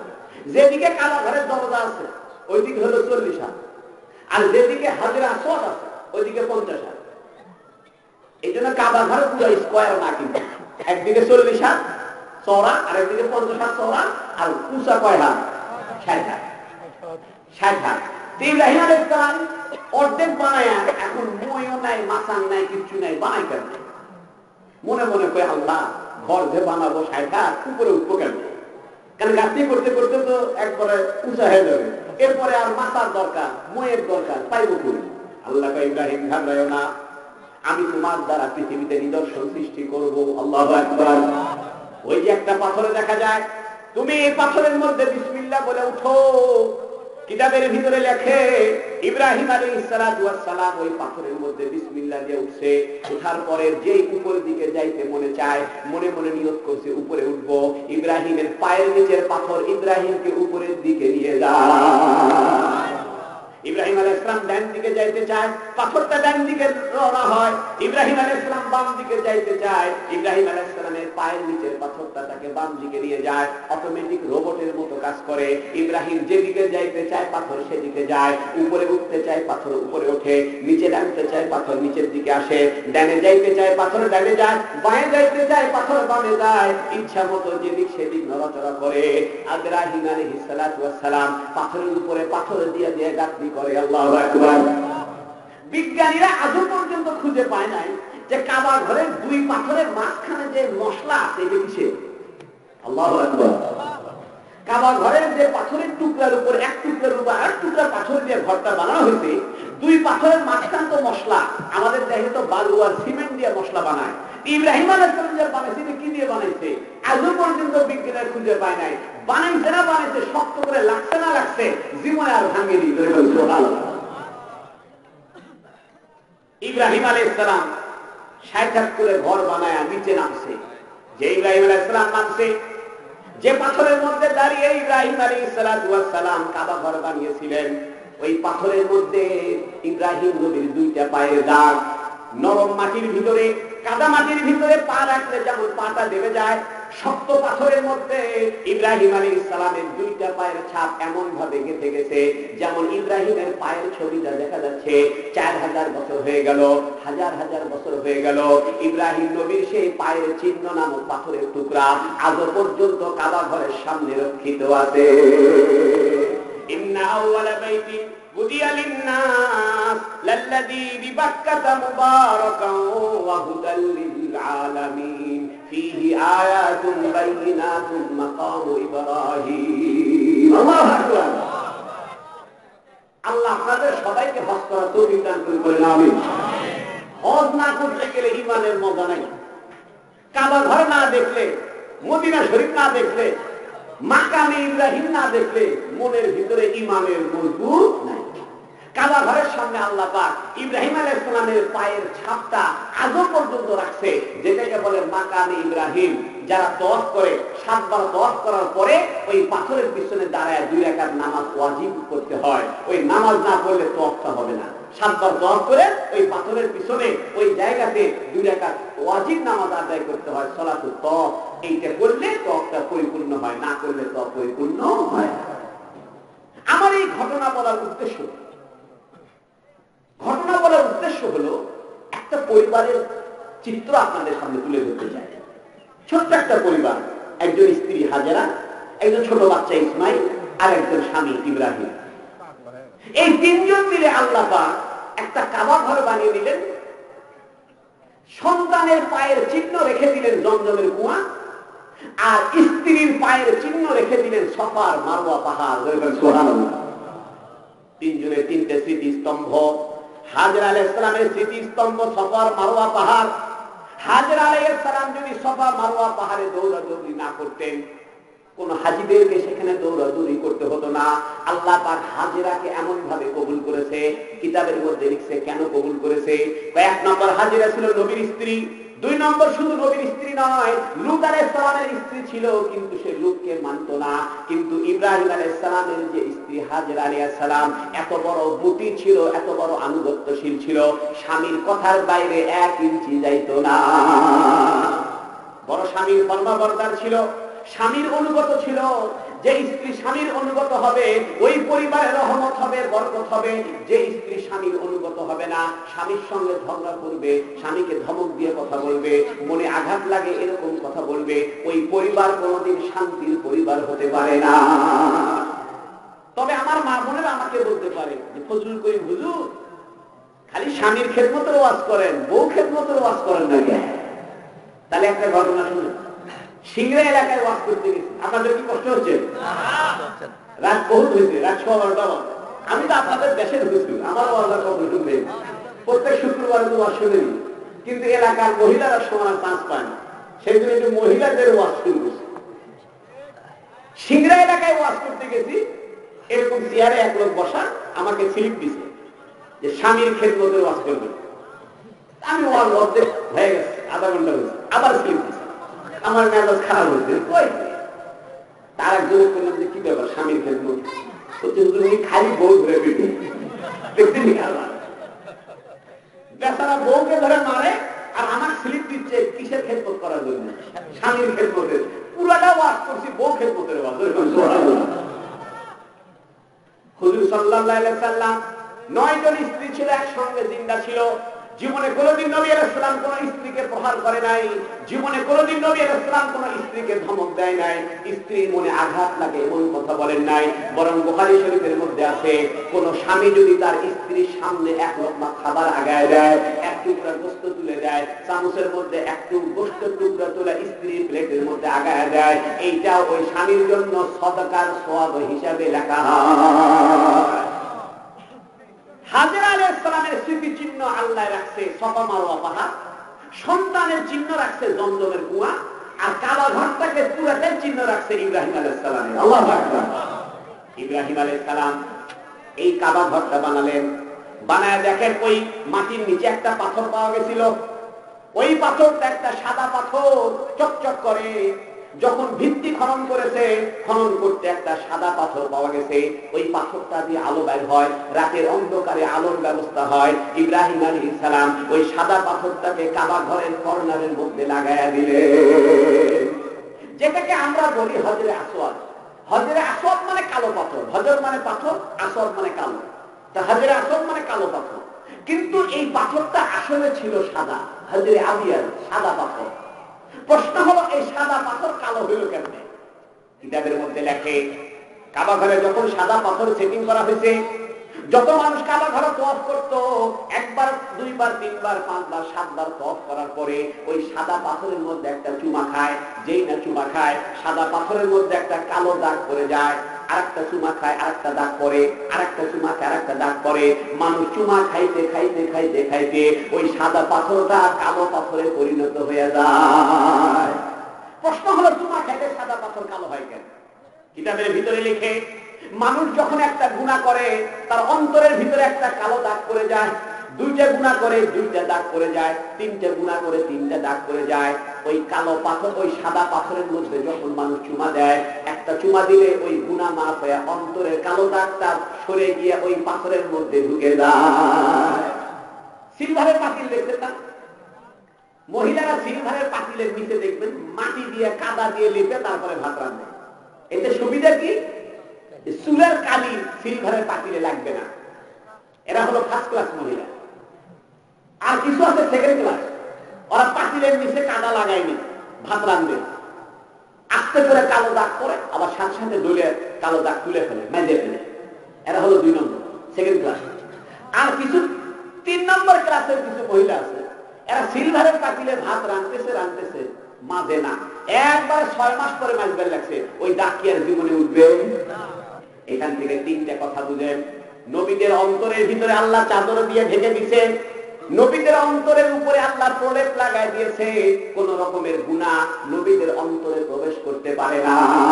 যেমন সিলভারের পাতিলের নিচের মধ্যে কাদা দিয়ে লেপ দিলে পরে কালো দাগ সমস্ত কাদার মধ্যে লাগে, সিলভারের পাতিলের মধ্যে কোনো কালো দাগ স্পর্শ করে না। নবীদের অন্তরকে আল্লাহ চাদর দিয়ে ঢেকে রাখছে, নূর দিয়ে ঢেকে রাখছে, যাতে করে গুনাহগুলো নবীদের অন্তরে ঢুকতে পারে না। বাকি আমরা যারা সাধারণ মানুষ আছি, আমাদের অন্তরে গুনাহের প্রভাব ঢুকে পড়ে। কিন্তু যে নাকি চালাক, সিলভারের পাতিলে কালো দাগ হওয়ার সাথে সাথে দলে সাফ করে, অর্থাৎ তওবা করে, তাহলে পাতিলটা আবার আগের মতো চকচক করে। আর যে মহিলা মনে করেন পরিষ্কার করে না, একবারে 6 মাস পরে পাতিল সাফ করতে গেছে, তাহলে ওই পাতিলের কালো দাগ আর উঠবে। কাফেররা গুনাহ করতে করতে অন্তর কালো করে ফেলে। এজন্য সূরা বাকারার ভিতরে আল্লাহ পাক বলছেন, খাতামাল্লাহু আলা কুলুবিহিম ওয়া আলা সামিহিম ওয়া আলা আবসারিহিম গিশাওয়া, আমি তাদের অন্তরে মোহর মেরে দিয়েছি, অন্তরে সিল মেরে দিয়েছি। গুনাহ করতে করতে তাদের অন্তর কালিমা লিপ্ত হয়ে গেছে, ডললেও আর উঠবে না। সিলভারের পাতিলের মধ্যে 6 মাস পরে মাজতে গেলে যেমন কালো দাগ ওঠে না, মানুষ গুনাহ করতে করতে করতে করতে হ্যাবিট হয়ে গেছে গুনার উপরে, তওবা করে না, তওবার চিন্তাও করে না, তার অন্তরের কালো দাগ আর কখনো উঠবে না। ও ভাইরা আমার, গুনাহ হতে পারে, তবে গুনাহ থেকে তওবা করে ফেলবে। যে কোনো মুহূর্তে গুনাহ হতে পারে, গুনাহ না হওয়া কোনো অস্বাভাবিক না, গুনাহ হওয়াটাই স্বাভাবিক। তবে সকালে গুনাহ হবে, রাতেই তওবা করবে। যখন গুনাহ হবে সঙ্গে সঙ্গে তওবা করবা। হাদিস শরীফের মধ্যে আছে, যে ব্যক্তি গুনাহ করার সঙ্গে সঙ্গে তওবা করে, আল্লাহ তার তওবা কবুল করে একটা সওয়াব দেয়, আর গুনাহকে পরিষ্কার করে ওই গুনাহ পরিমাণ আরেকটা সওয়াব দিয়ে দেয়। বহু মানুষ কি আমাদের দেখবেন বহু সওয়াব দিয়ে উঠবে, ওই মানুষ ওই সওয়াব দেখে সব আশ্চর্য হবে, বলবে হাই সব মানুষ এত সওয়াব তো আমি করিনি। এ ফেরেশতা, আমার বাপে কি ভুল হয়েছে নাকি? তাই ফেরেশতার কোনো ভুল হয় না নিয়ে, তুমি তো সারা জীবন গুনাহই করছো জানি। কয় হ্যাঁ গুনাহই তো করছি, এত সওয়াব করতে চাইছো। কয় গুনাহ ঠিকই করছো, কিন্তু গুনাহ করার পরে এমন তওবা করছো, এমন কান্নাকাটি করছো শেষ রাতে উঠা, আল্লাহ এই কান্নাকাটিতে খুশি হয়ে তোমার গুনাহগুলোকে সওয়াবে পরিণত করে দিয়েছে। সুবহানাল্লাহ। হাদিস শরীফে আছে, আমি আমার বান্দার গুনাহগুলোকে সওয়াবে পরিণত করে দিব। সুবহানাল্লাহ। আসেন, ওই সাদা পাথরের মধ্যে চুমা খায়, আর পাথরের মধ্যে কি লাগে? একটা করে কালো দাগ। লাগতে লাগতে লাগতে লাগতে এই পাথরটা বর্তমানে কি হয়েছে? কালো হয়ে গেছে। তাছাড়া কাবা ঘরে যে পাথর ছিল, ওই পাথরটা সাদাই ছিল। ওই পাথরটা দুনিয়ার পাথর নয়, বরং ওই পাথরটা আসতে জান্নাত থেকে। সুবহানাল্লাহ। বাপ বেটা আর স্ত্রী মিলে ঘরটা বানাইছে, বানায় সবাই মিলে দোয়া করে, রব্বানা তাকাব্বাল মিন্না ইন্নাকা আনতাস সামিউল আলিম। আল্লাহু আকবার। রব্বানা তাকাব্বাল মিন্না ইন্নাকা আনতাস সামিউল আলিম ওয়া তুব আলাইনা ইন্নাকা আনতাত তাওয়াবুর রহিম। এটা একটা পরিবারের দোয়া। ও ভাইরা আমার, স্বামী স্ত্রী আর বেটা 3 জন মিলে দোয়া করতেছে। এই দোয়াটা আল্লাহ কোরআন শরীফে তুলে দিয়েছে। কত মজার দোয়া! এই দোয়াটাকে আল্লাহ কি পরিমাণ পছন্দ করেছে, সেজন্য কোরআন শরীফে আয়াত বানায় দিয়েছে। 3 জন মিলে দোয়া করে, রব্বানা, হে আমাদের পালনেওয়ালা, তাকাব্বাল মিন্না, আমাদের পক্ষ থেকে এই কাজটাকে আপনি কবুল করে নেন। আমরা স্বামী স্ত্রী আর বেটা মিলে যে ঘরটা বানাইলাম, এই ঘরকে আপনি কবুল করেন। কোন মানুষজন কেহ নাই, মাত্র 3 জন মানুষ, ইব্রাহিম, তার স্ত্রী হাজেরা আর বেটা ইসমাইল, 3 জন মিলে দোয়া করে, রব্বানা, হে আমাদের পালনেওয়ালা, তাকাব্বাল মিন্না, আমাদের পক্ষ থেকে তা কবুল করেন, ইন্নাকা আনতাস সামিউল আলিম, অবশ্যই আপনি সব জানেন, সব জানেন, ওয়া তুব আলাইনা, আপনি আমাদের তওবা কবুল করেন, ইন্নাকা আনতাত তাওয়াবুর রহিম, অবশ্যই আপনি তওবা কবুলকারী, সবচেয়ে দয়ালু। এখান থেকে বোঝা যায় পরিবারে সবাই মিলে দোয়া করা দরকার। আমরা দোয়া করার জন্য হুজুরকে হায়ার করে আনি, ঠিক কিনা? বাড়িতে মিলে করার জন্য হুজুর হায়ার করি, কিন্তু কোরআনের ভাষায় বলতেছে তোমরা বাড়ির মধ্যে স্বামী স্ত্রী ছেলে পেলে একসাথে হাত তুলে দোয়া করো। সুবহানাল্লাহ। আল্লাহ আমাদেরকে সবাইকে বাড়িতে দোয়ার মসজিদ বানানোর তৌফিক দান করুন, আমিন। সরল লাগে হুজুর, বউ আর স্বামী একসাথে দোয়া করবো, 2 জন মিলে যে টিভি দেখো তাতে সরল লাগে না? স্বামী স্ত্রী বসে যে ইন্ডিয়ান সিরিয়াল দেখো তাতে সরল লাগে না? স্বামী স্ত্রী 2 জন বসে যে আল্লাহর কাছে হাত তুলে দোয়া করবে এতে সরল লাগে। বোঝা গেল তোমার সরলই নষ্ট হয়ে গেছে। আসুন আমাদের পরিবারকে সুন্দর পরিবার বানাই, ইব্রাহিমী পরিবার বানাই। ইব্রাহিমী পরিবারের বৈশিষ্ট্য 3টা। একটা বৈশিষ্ট্য হলো স্ত্রী স্বামীর অনুগত, আর একটা বৈশিষ্ট্য হলো স্বামী আল্লাহর প্রতি তাওয়াক্কুল, আর একটা বৈশিষ্ট্য হলো সন্তান তার পিতা মাতার আজ্ঞাবহ।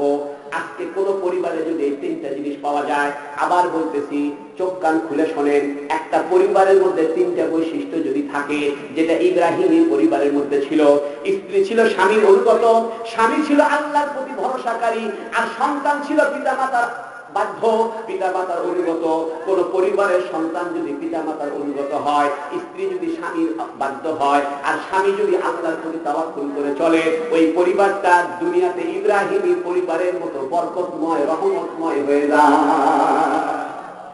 আজকে আমাদের পরিবারের সন্তানরা তার পিতা মাতার আনুগত্য খুব কমই পাওয়া যাচ্ছে। কি বলবো, কি বলবো, গোটা দুনিয়া নেশা, জুয়া, মদ ভরে গেছে, ঠিক কিনা? একটা উদাহরণ দিয়ে কষ্টে শেষ করি, রাতও হয়েছে অনেক, ঠিক কিনা?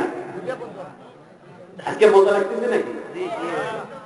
ও এক ছেলে মনে করেন কেবল গরিব খাওয়া শিখছে, ওই সিগারেট টিকেট পরে পেলে তোমার টানলে শোলা দিয়ে খায়, শোলা বুঝেন না, পাক্ষরি শিংটা, ওই শিংটা দিয়ে আগুনে টানে, তো হোটেলে যায় তা খায়, এক টান মাইরা গরিবের অর্ধেক খাই। তো দোস্ত আর একটা কয়, দোস্ত এত জোরে টানো না, দোস্ত কয় না, মন মন খুব খারাপ। তা কি হয়েছে? তো দোস্ত এক প্রেম করতেছিলেন, 5 বছর ধরে প্রেম করে শুরু, আর একজনের সাথে বিয়ে হয়ে গেছে, মনটাই খারাপ। তো কি অবস্থা? কয় মন খুব খারাপ। তাহলে তুমি এক টান মারো, তো 2 জন মিলে টানে। এর মধ্যে আর এক দোস্ত আছে, দোস্ত এলে কি খাও? গল্লি। তো গল্লি খেয়ে লাভ আছে, তোমার জন্য ভালো জিনিস আনছি। তুমি পকেটের থেকে শুকনো শুকনো পাতা বাইর করছি, দোস্তাটা বিড়ি কেন? আচ্ছা, বিড়ি কিনে বিড়ির মাথা খুলে ভিতরে যা মাল মশলা ছিল সব ফেলে গেছে। তো খাও কে? তো কাম আছে। ওই শুকনা পাতা ডলে ডলে ডলে ঢুকেছে, ঢুকে একটা মারা কয় কারবালা আমার, আসেনি? 2টা মারা কয় 7 মাথা আমার। রান্না হয়ে গেছে, বাড়িতে সে বউকে পিটায়, মায়ের সঙ্গে খারাপ ব্যবহার করে, বাড়ির শোকেসের ক্লাস ভাঙে, বউয়ের সাথে জুলুম করে, বলে বাপের বাড়ি থেকে টাকা আন, জুয়া খেলে খেলে টাকা পয়সা নষ্ট করে ফেললো, গাঁজা খেয়ে বাড়িতে যে অত্যাচার শুরু করলো। ও যুবক শুনে রাখো, তুমি গাঁজা খায় শান্তি পাবে না, তুমি বাবা খায় শান্তি পাবে না, ইয়াবা খায় শান্তি পাবে না, ফেন্সিডিল খায় শান্তি পাবে না। আল্লাহ পাক শান্তি রাখছে শান্তির ঘর, আল্লাহর ঘর মসজিদের ভিতরে। আমি কসম করে বলি, তুমি যদি মনের ভিতরে শান্তি পাইতে চাও, আমি তোমাকে গ্যারান্টি দিয়ে বলতেছি, 1000 বার কসম দিয়ে বলতেছি, তোমার মনের যদি অশান্তি হয়, তুমি ওযু করে 2 রাকাত নামাজ পড়ে আল্লাহকে বলো, ইন্নী ওয়াজ্জাহতু ওয়াজহিয়া, আয় আল্লাহ, আমার কেহ নাই, কেহ আমাকে দেখতে পারে না, কারো কাছে আমার চাওয়া পাওয়ার কিছু নাই, আমি আমার চেহারা তোমার সামনে দিলাম, ইন্নী ওয়াজ্জাহতু ওয়াজহিয়া, আমি আমার চেহারা তোমার সামনে করেছি। 2 রাকাত নামাজ পড়েন, ডানে বামে সালাম করে একটু আল্লাহর কাছে দোয়া করেন, আবার সিজদার মধ্যে পড়ে যান, একটু আল্লাহর সঙ্গে কথা বলেন। আমি কসম দিয়ে বলবো, আপনার মনের সকল অশান্তি আল্লাহ নামাজের মাধ্যমে দূর করে দিবে। ও যুবকেরা রে, বাহিরে শান্তি পাবে না, নেশা করে শান্তি পাবে না, মোবাইলের ভিতরে ইন্ডিয়ান সিনেমা দেখে শান্তি পাবে না, সারাদিন টেলিভিশন দেখে শান্তি পাবে না, প্রেম করে শান্তি পাবে না। শান্তি যদি পেতে চাও আমার আল্লাহর সঙ্গে প্রেম জমায়া দাও। আল্লাহ তোমাকে ডাকতেছে, হাইয়া আলাস সালাহ, আসো নামাজের দিকে আসো, হাইয়া আলাল ফালাহ, আসো কামিয়াবির দিকে আসো, আসসালাতু খায়রুম মিনান নাওম। মসজিদের মুয়াজ্জিন বলতেছে, ঘুমের চাইতে নামাজ উত্তম, তুমি শুনলে না? ও যুবক, আল্লাহ তোমাকে মায়া করে দয়া করে ডাকতেছে, তুমি একটা বার আল্লাহর সামনে হাজিরা দিলে না। একটা বার ভেবে দেখো, কোন কুকুরকে যদি কোন বাড়িওয়ালা এক টুকরা গোশত খাইতে দেয়, কোন বিড়ালকে যদি কোন বাড়িওয়ালা একটু কাঁটা খাইতে দেয়, ওই কুকুর আর বিড়াল বাড়ির দরজার সামনে বসে পড়ে। ওই কুকুর জানে এই বাড়িওয়ালা আমাকে গোশতের টুকরা খাইতে দিছে, পচা ভাত খাইতে দিছে। ও যুবক, ও কারবালার যুবক, ও খাবারের যুবক, ও রিসিন্দার যুবক, আল্লাহ তোমাকে মাটির ভিতর থেকে গাছ বাইর করে খেজুরের রস বাইর করে খাওয়াইতেছে। আল্লাহ তোমার জন্য কাঁঠালের বিচির থেকে কাঁঠাল বাইর করে খাওয়ায়। আল্লাহ তোমার জন্য জমিন থেকে ধান বাইর করে খাওয়ায়। আল্লাহ তোমার জন্য জমিন থেকে কাঁচামরিচ বাইর করে খাওয়ায়, আম জাম লিচু কাঁঠাল খাওয়ায়। ওই আল্লাহর দরবারে 5 ওয়াক্ত নামাজে হাজির হওয়ার দরকার আছে কিনা? সারা রাত ওয়াজ শুনলে, 5টা ওয়াক্ত নামাজ পড়লে না, তোমার কি লজ্জা করে না? তোমার কি শরম করে না? আল্লাহর জন্য 5 ওয়াক্ত নামাজটা কেন তুমি পড়লে না?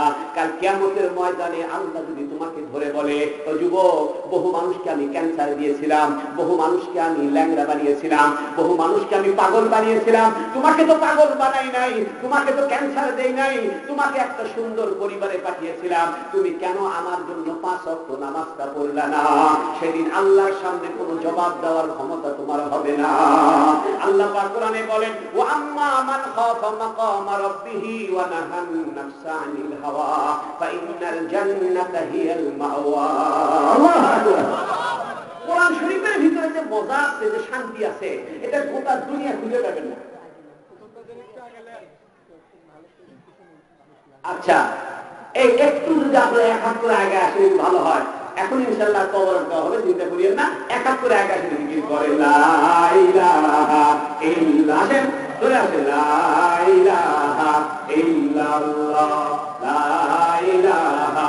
এও তো বাবা দাঁড়িয়ে আসো, ভিতরে চলে আসো, লা ইলাহা ইল্লাল্লাহ, লা ইলাহা ইল্লাল্লাহু মুহাম্মাদুর রাসূলুল্লাহ সাল্লাল্লাহু আলাইহি সাল্লাম। ভাইরা, আমি আপনাদেরকে বলতেছিলাম ইব্রাহিম আলাইহিস সালামের পরিবারের আদর্শ। কিতাবে লিখেছে যে ইব্রাহিম আলাইহিস সালামের পরিবারটা আল্লাহ এত কবুল কেন করছে? কিয়ামত পর্যন্ত ইব্রাহিমের পরিবারকে আল্লাহ স্মারক হিসাবে, স্মরণীয় হিসাবে রেখে দিয়েছে। সুবহানাল্লাহ। সংক্ষেপে যদি বলা যায়, ইব্রাহিম আলাইহিস সালামের পরিবারের 3টা বৈশিষ্ট্য। একটা বৈশিষ্ট্য হলো স্ত্রী তার স্বামীর অনুগত, 2 নম্বর স্বামী আল্লাহর প্রতি ভরসাকারী, 3 নম্বর ইসমাইল আলাইহিস সালাম তার পিতা মাতার বাধ্য সন্তান। জোরে বলেন সুবহানাল্লাহ। ভাইরা আমার, 5 ওয়াক্ত নামাজ না পড়লে মুসলমান থাকা যায় না। ও যুবকেরা, তোমাদেরকে একটা কথা বলি, কোন যুবক ছেলের সাথে যদি কোন যুবতীর প্রেম হয়ে যায়, আর যুবতী যদি বলে রাত 3টার সময় মিস কল মারো, আর কি ঘুম হবে? ওই 3টার সময় মিস কল পাওয়ার আশায় মোবাইল থেকে তাকে থাকবে, মিস কল দেয় না, দেয় না, দেওয়া মাত্র পুলিশ করে ধরে বলবো, ঠিক কিনা? এই শীতের মধ্যে যদি কোনো মেয়ে কোন যুবক ছেলেকে বলে যে তুমি 4:30টার সময় আমাকে একটু ফোন দিও, তোমার সাথে জরুরি আলাপ আছে, তুই কি দিবে না? অ্যালার্ম দিয়ে শুবে, বাবা নায়কের সাথে কথা আছে। আল্লাহ তোমার সকালবেলা ডাকে, ও বান্দা আমার সঙ্গে একটু কথা বলে যাও, ও বান্দা ঘুম থেকে উঠে 4 রাকাত নামাজ আমার জন্য পড়ো, 2 রাকাত সুন্নাত, 2 রাকাত ফরজ। ও বান্দা দুপুরবেলা আমাকে একটু স্মরণ করে নিও, যোহরের নামাজ পড়ে নিও। ও বান্দা আসরের সময় আমার সঙ্গে একটু দেখা করে যাও। ও বান্দা মাগরিবের সময় একটু 3 রাকাত নামাজ পড়ে যাও। ও বান্দা রাতের ঘুমের আগে একটু এশার নামাজ পড়ে যাও। ও মুসলমান, 5 ওয়াক্ত নামাজ ছাড়া আল্লাহর সঙ্গে প্রেম হয় না। আল্লাহর সঙ্গে প্রেম হওয়ার 2টা রাস্তা, একটা হলো 5 ওয়াক্ত নামাজ, আর একটা হলো কোরআনুল কারীমের তেলাওয়াত। আপনাদেরকে একটা আমি রাস্তা বলে দিই, আমি সব জায়গায় বলি, দুনিয়াতে যত লেখাপড়া আপনি করেন, ফিজিক্স, কেমিস্ট্রি, বায়োলজি, মাইক্রোবায়োলজি, যত লেখাপড়া করেন, ওই লেখাপড়ার মধ্যে ওই মজা নাই যে মজা কোরআন শরীফের ভিতরে আল্লাহ রাখছে।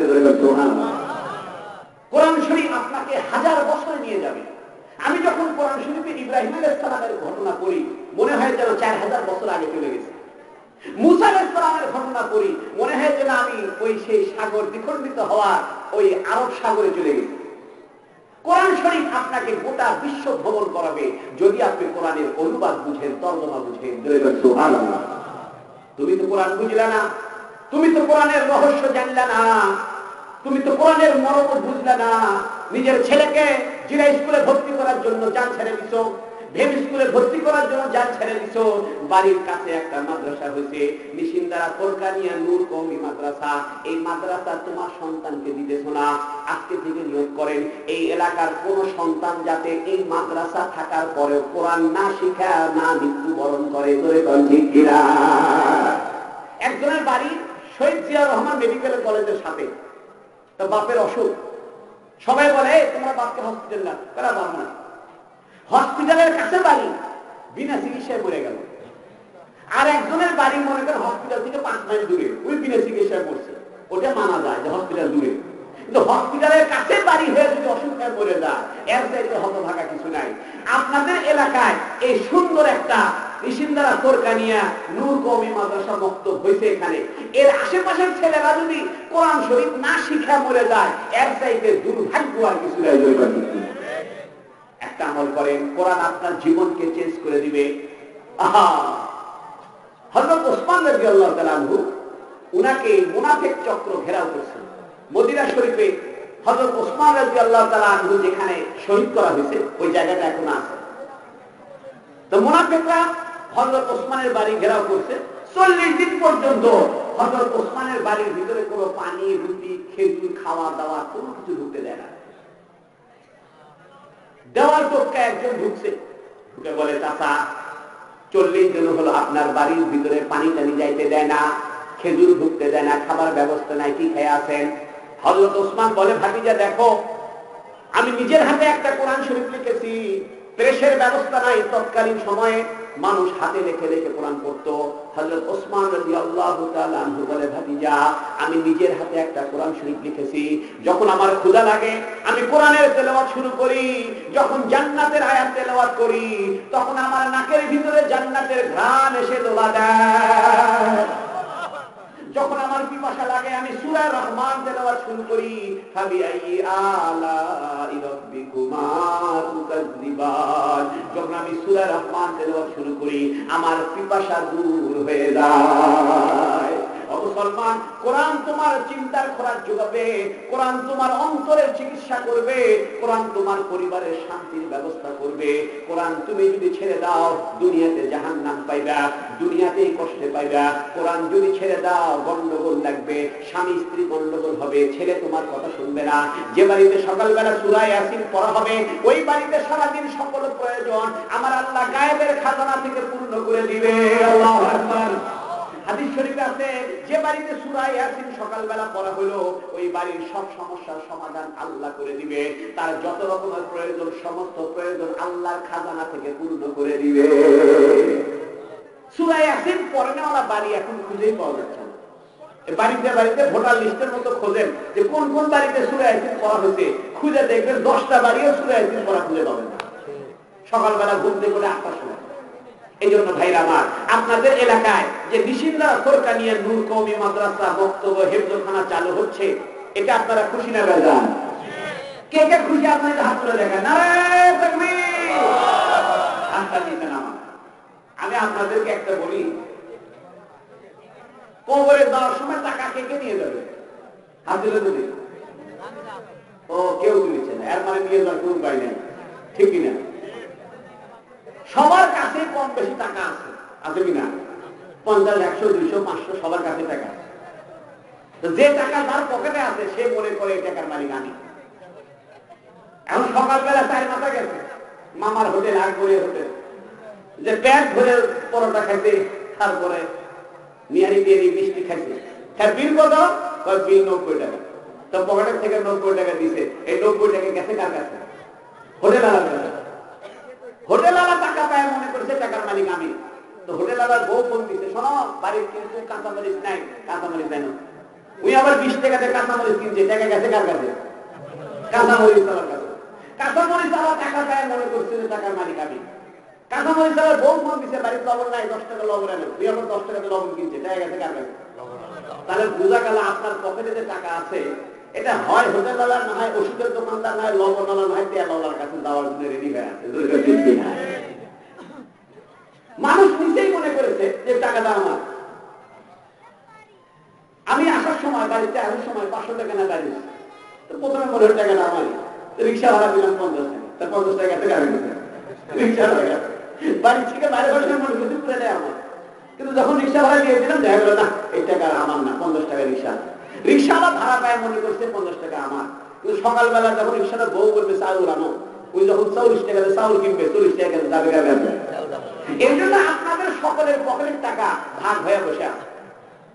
তবে ওই টাকাটাই সৌভাগ্যের টাকা, যে টাকাটা আল্লাহ আল্লাহ রসুলের রাস্তায় ভাগ হবে।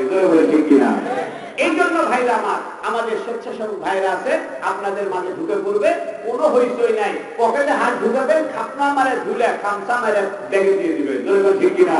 জিকির করেন লা ইলাহা ইল্লাল্লাহ, ঢুকে পড়ো ঢুকে পড়ো, লা ইলাহা ইল্লাল্লাহ, লা ইলাহা ইল্লাল্লাহ। কেউ বাদ যাবেন না, সবাই দিয়ে যাবে ইনশাআল্লাহ। রাত্রি অনেক হয়ে গেছে, যে যা পারেন 500, 100, 200, 50, 20 কেউ বাদ যাবেন না। এই টাকাটাই আপনার জন্য কিয়ামতের ময়দানে নাজাতের জরিয়া হবে। আল্লাহুম্মা আমিন।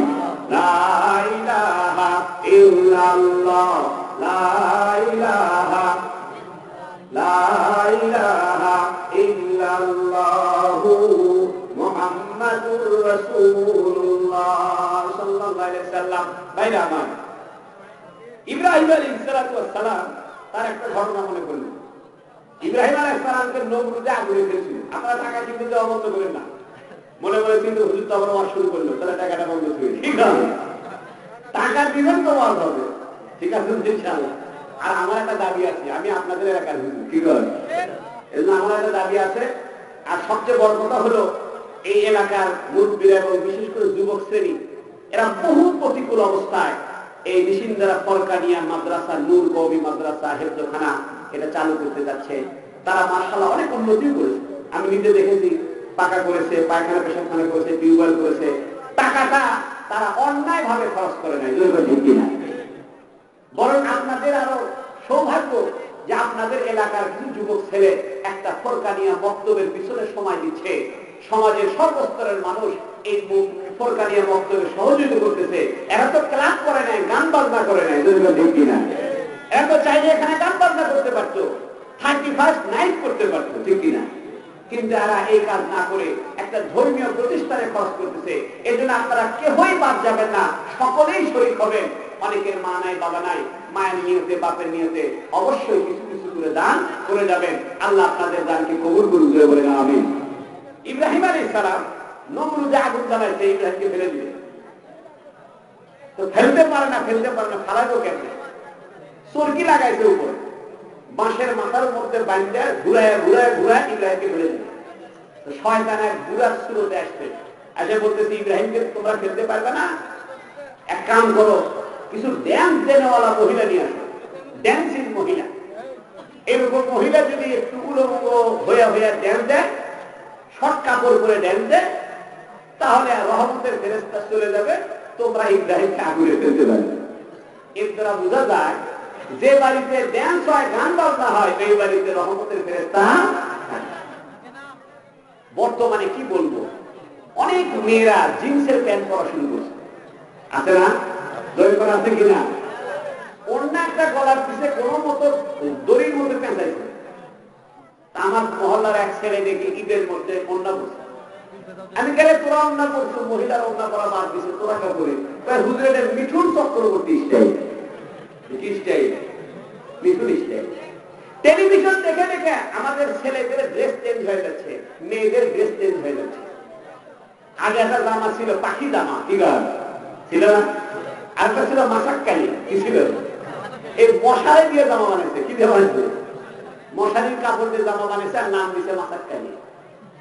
আবার বহু মহিলা বোরকা পরে, কিন্তু এমন টাইট বোরকা পরে মনে হয় সুইমিং পুলের ড্রেস পরছে, সাঁতার কাটার ড্রেস আছে না, এরকম টাইট বোরকা পরে বোরকার কাজ হবে না। এই জন্য আমি বলি বাড়ির ভিতরে ইন্ডিয়ান চ্যানেল দেখা বন্ধ করে, মুসলমানদের আচার আচরণ, মুসলমানদের পোশাক আশাক নবীজির সুন্নত মতো হতে হবে। যে বাড়িতে নবীর সুন্নত থাকবে সে বাড়িতে রহমত বরকত শান্তি থাকবে। ইব্রাহিম আলাইহিস সালামকে আগুনে ফেলতে পারে না, ফেলতে পারে না, তো কিছু গান গালে আলা উলঙ্গ মহিলা সেট করছে, ইব্রাহিম আলাইহিস সালামকে আগুনে ফেল। 15 দিন গেছে, 15 দিন পরে নমরুদ ওই দিক দিয়ে হেঁটে যাইতেছে, দেখতে ইব্রাহিম মরে ছাই হয়ে গেছে। দেখে ইব্রাহিম আলাইহিস সালাম ফুল বাগানের ভিতর থেকে হেঁটে হেঁটে বের হয়েছে। ইব্রাহিম দোয়া করছে, ইয়া নারু কুনি বারদান ওয়া সালামান আলা ইব্রাহিম। আল্লাহ পাক বলেন, ও আগুন তুমি ইব্রাহিমের জন্য শীতল আর আরামদায়ক হয়ে যাও, খবরদার ইব্রাহিমকে পুরাবা না, কারণ ইব্রাহিমের ভিতরে আমার জন্য একটা কলব রাখছে, ওই কলবের ভিতরে আমি ছাড়া আর কেউ নাই। ইব্রাহিমের বাপ থাকাও নাই, মা থাকাও নাই, দেশবাসী থাকাও ইব্রাহিমের কেউ নাই।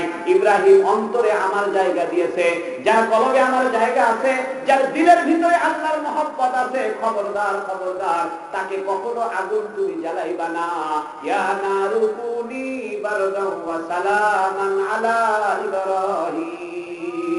আল্লাহু আকবার। দেওবন্দ মাদ্রাসার যিনি প্রতিষ্ঠাতা ছিলেন তার নাম ছিল কাসেম নানতুবি রহমাতুল্লাহ। অর্থাৎ আমাদের যে কওমি মাদ্রাসা বাংলাদেশে, এই মাদ্রাসাগুলোর গোড়ার মাদ্রাসা হলো ভারতের দেওবন্দ মাদ্রাসা। তো দেওবন্দ মাদ্রাসার ওই প্রতিষ্ঠাতার নাম কাসেম নানতুবি সাহেব। উনাকে এক খ্রিস্টান পাদ্রী বলতেছে যে খাওয়ার প্রতিযোগিতা করা হোক, খাওয়ার প্রতিযোগিতা, কে কত বেশি খাইতে পারে। কাসেম নানতুবি সাহেব বলতেছে খাওয়ার প্রতিযোগিতা না, কে কত না খেয়ে থাকা পারে সেই প্রতিযোগিতা করবো। উনি বলতেছেন আমাকে একটা ঘরের ভিতরে ঢুকে তালা মেরা ছুটে 40 দিন থাকবো, খালি ওজুর পানি দিবে আর কিছু দিবে না। খ্রিস্টান ভয়তে ভাবছে। আরেকবার খ্রিস্টান এসে বলতেছে যে ইনজিল সহ আমরা আগুনে ফেলে দিব, তোমরা কোরআন শুনতে আগুনে ফেলে দিবে, দেখি কোনটা পড়ে আর কোনটা পড়ে না। কাসেম নানতুবি সাহেব বুঝতে পারছে যে বেটা ইনজিলের উপরে ওই আগুন যাতে স্পর্শ না করে এই ধরনের কেমিক্যাল না কেন, কিছু কেমিক্যাল আছে, ওটা মারে দিলে কি হবে না, আগুনের মধ্যে দিলে আগুন পুড়বে না। তা কাসেম নানতুবি সাহেব বলতেছে খালি ইনজিল আর কোরআন না, তোমার ইনজিল তুমি বুকের মধ্যে বাঁধো, আমার কোরআন আমি বুকে বাঁধবো, বাইরে দুজন আগুনের মধ্যে লাভ দিব, দেখি তখন কি হয়। তখন খ্রিস্টান করছে সালাম আলাইকুম গেলেন। এই সাহস তিনি কেন পাইলেন?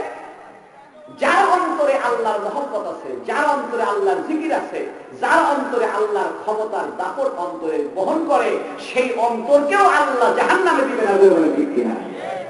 এই জন্য আসুন আমরা আমাদের কলবের ভিতরে, দিলের ভিতরে দুনিয়ার ধান্দাবাজি বাড়ি করে দিয়া আল্লাহর মহব্বত ঢুকানোর চেষ্টা করি।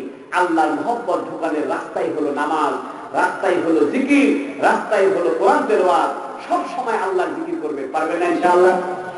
চলতে ফিরতে উঠতে বসতে আল্লাহু আল্লাহ আল্লাহু আল্লাহ আল্লাহু আল্লাহ, দেখবেন কি অন্তরে শান্তি হয়, দেখবেন অন্তর পরিষ্কার হবে, ভালো ভালো স্বপ্ন দেখবেন, কত সুন্দর পাইবেন, জান্নাত দুনিয়া থাকতেই দেখে যাবেন।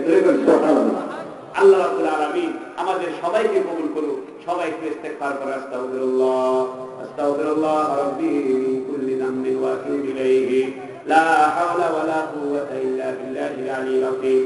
এখনই দোয়া হবে, সবাই একটু দরুদ শরীফ পড়ুন। আল্লাহুম্মা সাল্লি আলা মুহাম্মাদিন ওয়া আলা আলি মুহাম্মাদ কামা সাল্লাইতা আলা ইব্রাহিম ওয়া আলা আলি ইব্রাহিম ইন্নাকা হামিদুম মাজিদ। আল্লাহুম্মা বারিক আলা মুহাম্মাদিন ওয়া আলা আলি মুহাম্মাদ কামা বারাকতা আলা ইব্রাহিম ওয়া আলা আলি ইব্রাহিম ইন্নাকা হামিদুম মাজিদ। মাশাআল্লাহ। এই এলাকার বহু মানুষ কবরে চলে গেছে, যাদের নাম বললো তার মধ্যে বাদল ভাই আছেন, আরো অনেকে আছেন। আমরাও কে কখন মরে যাবো ঠিক নাই। আমি যে ওয়াজ করতেছি আগামী বছর আমার আশা হবে কিনা কোনো জানা আছে না। দোয়া করেন আল্লাহ যাতে আমাদেরকে দীর্ঘ নেক হায়াত, সুস্থ হায়াত দান করে, বলেন আমিন। এই জন্য কিছু সময়ের জন্য, 1 মিনিটের জন্য একটু মৃত্যুর কথা ভাবেন, একটু মনে মনে ভাবেন যে আমি মরে গেছি, আমার শরীরের সমস্ত কাপড় খুলে নেওয়া হচ্ছে, 2 টুকরা 3 টুকরা কাপড়ের কাপড় আমাকে পেঁচায় দিচ্ছে, আমার জন্য কবর খনন করা হচ্ছে, আত্মীয় স্বজন খবর দিছে, আমার জানাজার নামাজের টাইম ঘোষণা হয়েছে, আমার জানাজা পড়ে আমাকে খাটিয়ার মধ্যে নিয়ে কবরস্থানে নিয়ে যাচ্ছে, আমাকে আস্তে করে কবরে নামায় দিচ্ছে। এই যে মৃত্যুর অবস্থা, এই মৃত্যুর কথা স্মরণ করেন, দিল নরম হবে। আর দিল নরম হয়ে যদি চোখ দিয়ে এক ফোঁটা পানি বের হয়, হাদিস শরীফে আছে আল্লাহ তার উপরে জাহান্নামের আগুনকে হারাম করে দেয়। এই জন্য মৃত্যুর কথা ভাবেন আর অন্তরে আল্লাহর কাছে তওবা করেন। আস্তাগফিরুল্লাহ আস্তাগফিরুল্লাহ রাব্বি মিন কুল্লি যামবিন ওয়া আতুবু ইলাইহি লা হাওলা ওয়ালা কুওয়াতা ইল্লা বিল্লাহিল আলিয়্যিল আযীম। আল্লাহুম্মা আমিন। আল্লাহুম্মা আনতাস সালাম ওয়া মিনকাস সালাম ওয়া তাবারাকতা ইয়া যাল জালালি ওয়াল ইকরাম। লা ইলাহা ইল্লাল্লাহ ওয়াহদাহু লা শারীকা লাহু লাহুল মুলকু ওয়া লাহুল হামদু ওয়া হুয়া আলা কুল্লি শাইইন কাদির। মালিক রে, গভীর রাত্রিতে আমরা কতগুলো ফকির তোমার শাহী দরবারে ফকিরের মতো খালি হাতে হাত তুলেছি।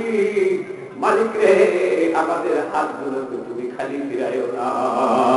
রব্বুল আলামিন, কোন সম্ভ্রান্ত মানুষ ফকিরকে খালি হাতে ফিরায় না, 1 টাকা হলেও ফকিরকে দিয়ে দেয়। মালিক রে, আজকে আমরা এতগুলো ফকির তোমার নবী ইব্রাহিমের আলোচনা করে, তোমার কোরআনের আলোচনা করে ফকিরের মতো হাত দুটো তুলে ধরেছি। এই ফকিরদেরকে তুমি ধাক্কা দিয়ে ফেলে দিও না। মালিক রে, এখনই যদি আজরাইল এসে জানটা নিয়ে যায়, আমার নাম হবে লাশ। এই শরীরের সমস্ত কাপড় গুলো খুলে নিয়া 3 টুকরা কাপড়ের কাপড় আমাকে পেঁচায় দিয়া আমার জন্য বাঁশ কাটা কবর খনন করা হবে। নিম পাতার পানি আর বড়ই পাতার পানি জাল করে আমার আখেরি গোসলের ব্যবস্থা করা হবে। দূর দূরান্তের আত্মীয় স্বজনকে খবর দেওয়া হবে। আমার স্ত্রী বিধবা হয়ে কান্না শুরু করবে, আমার ছেলে মেয়েরা একই হয়ে চিৎকার মারবে যে যত কিছুই বলুক আমাকে আর ফিরে আনা যাবে না। আমার শরীরটাকে খাটের থেকে নামায়া গোসল দিয়া কাপড়ের কাপড় পরায়া দিয়া মসজিদের খাটিয়ার মধ্যে টান টান করে শোয়া দিবে। আমার জন্য ইমাম সাহেব জানাজার নামাজে দাঁড়াবে। আমার ছেলে লাশের সামনে দাঁড়ায় বলবে, আব্বার আচরণে কষ্ট পেয়ে থাকলে মাফ করে দিবে। ছেলে বলবে, আব্বার সঙ্গে কোনো লেনদেন থাকলে দয়া করে যোগাযোগ করবেন। জানাজার নামাজ হয়ে গেল, আমাকে কান্দের মধ্যে নিয়ে মাটির কবরের দিকে রওনা হয়ে গেল। পরিচিত বাড়ি ঘর দোকানপাট সবকিছু পিছনে ফেলে আমাকে আস্তে করে গোরস্থানে নিবে, আস্তে করে মাটির কবরে আমাকে নামায় দিবে। পায়ের বান্ধন মাথার বান্ধন খুলে দিয়া আমার শরীর কেবলার দিকে ঘুরায় দিয়া উপরে একটা একটা কাঁচা বাঁশ দিয়ে ঢেকে দিবে। যে ব্যক্তি কবরে নামছিল লাফ দিয়া উপরে উঠে আসবে। বাঁশের পরে বাঁশ দিয়া উপরে চাটাই দিয়া কাদামাটি দিয়া চিরদিনের জন্য আমার কবর অন্ধকার করে দিবে। মালিক, কবর হয়ে গেলে আর কেউই কবরের পাশে থাকবে না। যার যার মতো বাড়িতে চলে যাবে। ওই অন্ধকার কবরে যদি কোনো সাপ আসে আমার গলা পেঁচায় ধরে, মালিক আমি কোথায় যাব, কার কাছে পালায় যাব? কবরের থেকে থেকে যাওয়ার কোন রাস্তা না। মালিক রে, গুনাহের কোন সুযোগ আমি হাতছাড়া করিনি। যখনই গুনাহের সুযোগ পেয়েছি গুনাহ করে বসেছি, অথচ সওয়াবের কত সুযোগ আমি হাতছাড়া করেছি। এনাফরমানকে মাফ করে দাও, জালেমকে মাফ করে দাও। মালিক রে, কাল কিয়ামতের দিন শিকল দিয়ে জাহান্নামে ধাক্কা দিও না। তুমি যদি আমাকে জাহান্নামে দাও, আমার বাঁচাদের কেহ নাই, কিছু নাই, তুমি ছাড়া আমার কোন মালিক নাই। দুনিয়া থেকে একদিন চলে যাব, মৃত্যুর সময় করে মা তুমি নসিব করে দিও মালিক রব্বুল আলামিন। অনেকের মা নাই বাবা নাই, চিরদিনের জন্য দুনিয়া থেকে চলে গেছে। আমাদের মা বাবার কবরকে তুমি জান্নাতের বাগিচা বানাও মালিক রে। এই এলাকার বহু মানুষ কবরে চলে গেছে, পরিচিত অপরিচিত বহু মানুষ কবরের বাসিন্দা হয়েছে। কখন আমি চলে যাই সে চলে যায়। এলাকার যত কবরবাসী কবরে আছে সকলের কবরকে তুমি জান্নাতের বাগিচা বানাও। ইয়া আল্লাহ, আমাদের ভিতরে একজন মুতাহার শেখ আছেন, ব্রেন টিউমার হয়েছে মওলা, তার অপারেশন হবে, তাকে তুমি সুস্থতা দান করো। ইয়া আল্লাহ, যারা যারা দোয়া চেয়েছে, ইসমাইল মন্ডল সহ যারা যারা দোয়া চেয়েছে সকলের দোয়াকে তুমি কবুল ফরমাও। ইয়া আল্লাহ, আমাদের মা বোনদেরকে কবুল ফরমাও, আমাদের মা বোনদেরকে জিকির করে ওয়ালা বানায় দাও, আল্লাহর ওলি বানায় দাও। এই অন্তরে তোমার একটা ভালোবাসা জাগায় দাও মালিক রে। আমাদের অন্তরে তোমার একটা মহব্বত সৃষ্টি করে দাও, এই অন্তরকে জাকের বানায় দাও। ইয়া আল্লাহ, আমাদের যুবকদেরকে কবুল ফরমাও, আমাদের যুবতী মেয়েদেরকে কবুল ফরমাও। ইয়া আল্লাহ, বিবাহযোগ্য মেয়েদের বিবাহের ব্যবস্থা করে দাও, বিবাহযোগ্য ছেলেদের বিবাহের ব্যবস্থা করে দাও, কামাই রোজগারের ব্যবস্থা করে দাও। আল্লাহ, আজকের মাহফিলে যারা দান খয়রাত করলো, টাকা পয়সা দিল, সকলের দানকে তুমি কবুল ফরমাও। ইয়া আল্লাহ, আমাদের দেশকে শান্তির দেশ বানায় দাও। ইয়া আল্লাহ, বিশেষ করে এই যুবক ছেলেরা যারা এই মাহফিলের জন্য খাটাখাটি করেছে, মাদ্রাসার জন্য সময় দিতেছে, আল্লাহ তুমি তাদেরকে আপন বানায় দাও। আল্লাহ, গভীর রাত রাতে তোমার ওলিরা বিছানা ছাড়ে উঠে আল্লাহ আল্লাহ করে। হাজারো মানুষ এখন কাবা ঘরে তওয়াফ করতেছে, হাজারো মানুষ নবীজির রওজার সামনে দাঁড়ায় সালাম দিতেছে। আল্লাহ, আমাদের সবাইকে হজ করার তৌফিক দান করো। কাবা ঘর না দেখায় মুখ দিও না। ইয়া আল্লাহ, মদিনা শরীফে মুখ দিও, সিজদার হালতে মৃত্যু দিও। রমজান মাসে জুমার দিন আসরের নামাজের পরে সিজদার মধ্যে মৃত্যু দিও। মওলা, দুনিয়া থেকে যখন যাইতে হবে তোমার ভালোবাসা নিয়ে যাওয়ার তৌফিক দাও রব্বুল আলামিন। কাল কিয়ামতের ময়দানে নবীজি যখন কবরের থেকে বের হয়ে আসবেন, ডান দিকে আবু বকর সিদ্দিক, বাম দিকে ওমর ফারুক দাঁড়াবেন। নবীজি বলবে দাঁড়াও দাঁড়াও, আমার সাহাবীদের কাছে দাও। নবীজি আস্তে আস্তে আরশের ছায়ার নিচে জায়গা নিবে। মালিক রে, ওই দিন আমাদেরকে নবীজির কাছাকাছি রাখিও। নবীকে স্বপ্নে দেখা দাও, নবীর সাথে একটা মহব্বত সৃষ্টি করে দাও। রহে মেরা মাসকান হাওয়ালি কাবা। ইয়া আল্লাহ, এ গুনাহগারকে মাফ করে দাও। কালকে আমাদের ময়দানে পাকড়াও করিও না, বেইজ্জত করিও না। আমাদের পরিচিত বন্ধু বান্ধব যারা আমাদের সঙ্গে মহব্বত রাখে, ভালোবাসা রাখে, কাউকে কালকে আমাদের ময়দানে বেইজ্জত করো না। দুনিয়াতে যেমন এক সামিয়ানার নিচে বসে ওয়াজ করলাম, একসাথে থাকলাম, আল্লাহ একসাথে জান্নাতের ভিতরে রাখিয়ে দিও। কাউকে জাহান্নামে দিও না। মালিক রে, তুমি আমাদের গুনাহের কারণে রাগ করিও না। তুমি যদি রাগ করো, আমাকে ভালোবাসা দেওয়ার কেহ না। আল্লাহ, রহম করো, করম করো। এ ফকিরের কোন দরজা নাই। দুনিয়ার ফকির এক দরজায় না পাইলে হাজারো দরজায় যায়। এ ফকির তোমার দরজা ছাড়া কোথাও যায় না। এ ফকিরকে ধাক্কা দিও না, রাগ করিও না। এ ফকিরকে তাড়ায় দিও না। ফকির তোমার দরবার ছাড়া কোন দরবারে যায় না। এ ফকির নির্লজ্জ ফকির, বারবার গুনাহ করে তোমার কাছে ক্ষমা চাই, কোন লজ্জা হলো না। বেশরম লজ্জাহীন এই ফকির। ফকিরের কোন ঝুলি নাই, থালা নাই, বাটি নাই।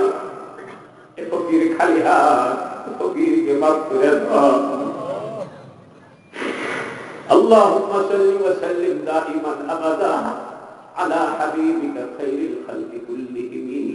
আল্লাহ, যারা অসুস্থতা ভালো করে দাও, যারা অভাবী আছে অভাব দূর করে দাও, যারা ঋণগ্রস্ত আছে ঋণ পরিশোধ করে দাও, যাদের অন্তরে যা নেক মাকসাদ আছে সে মাকসাদকে কবুল ফরমাও, বিশেষ করে যাদের বিবাহের প্রয়োজন তাদের বিবাহের ব্যবস্থা করে দাও। সাল্লাল্লাহু তাআলা আলা খায়রি খালকিহি সাইয়্যিদিনা মুহাম্মদ ওয়া আলা আলিহি ওয়া সাহবিহি আজমাইন বিরহমাতিকা ইয়া আরহামার রাহিমিন। সবাই বসেন, আস্তে আস্তে কবরে নিয়ে যাবেন, সুশৃঙ্খল ভাবে নিয়ে যাবেন। আসসালামু আলাইকুম ওয়া রাহমাতুল্লাহি ওয়া বারাকাতুহু।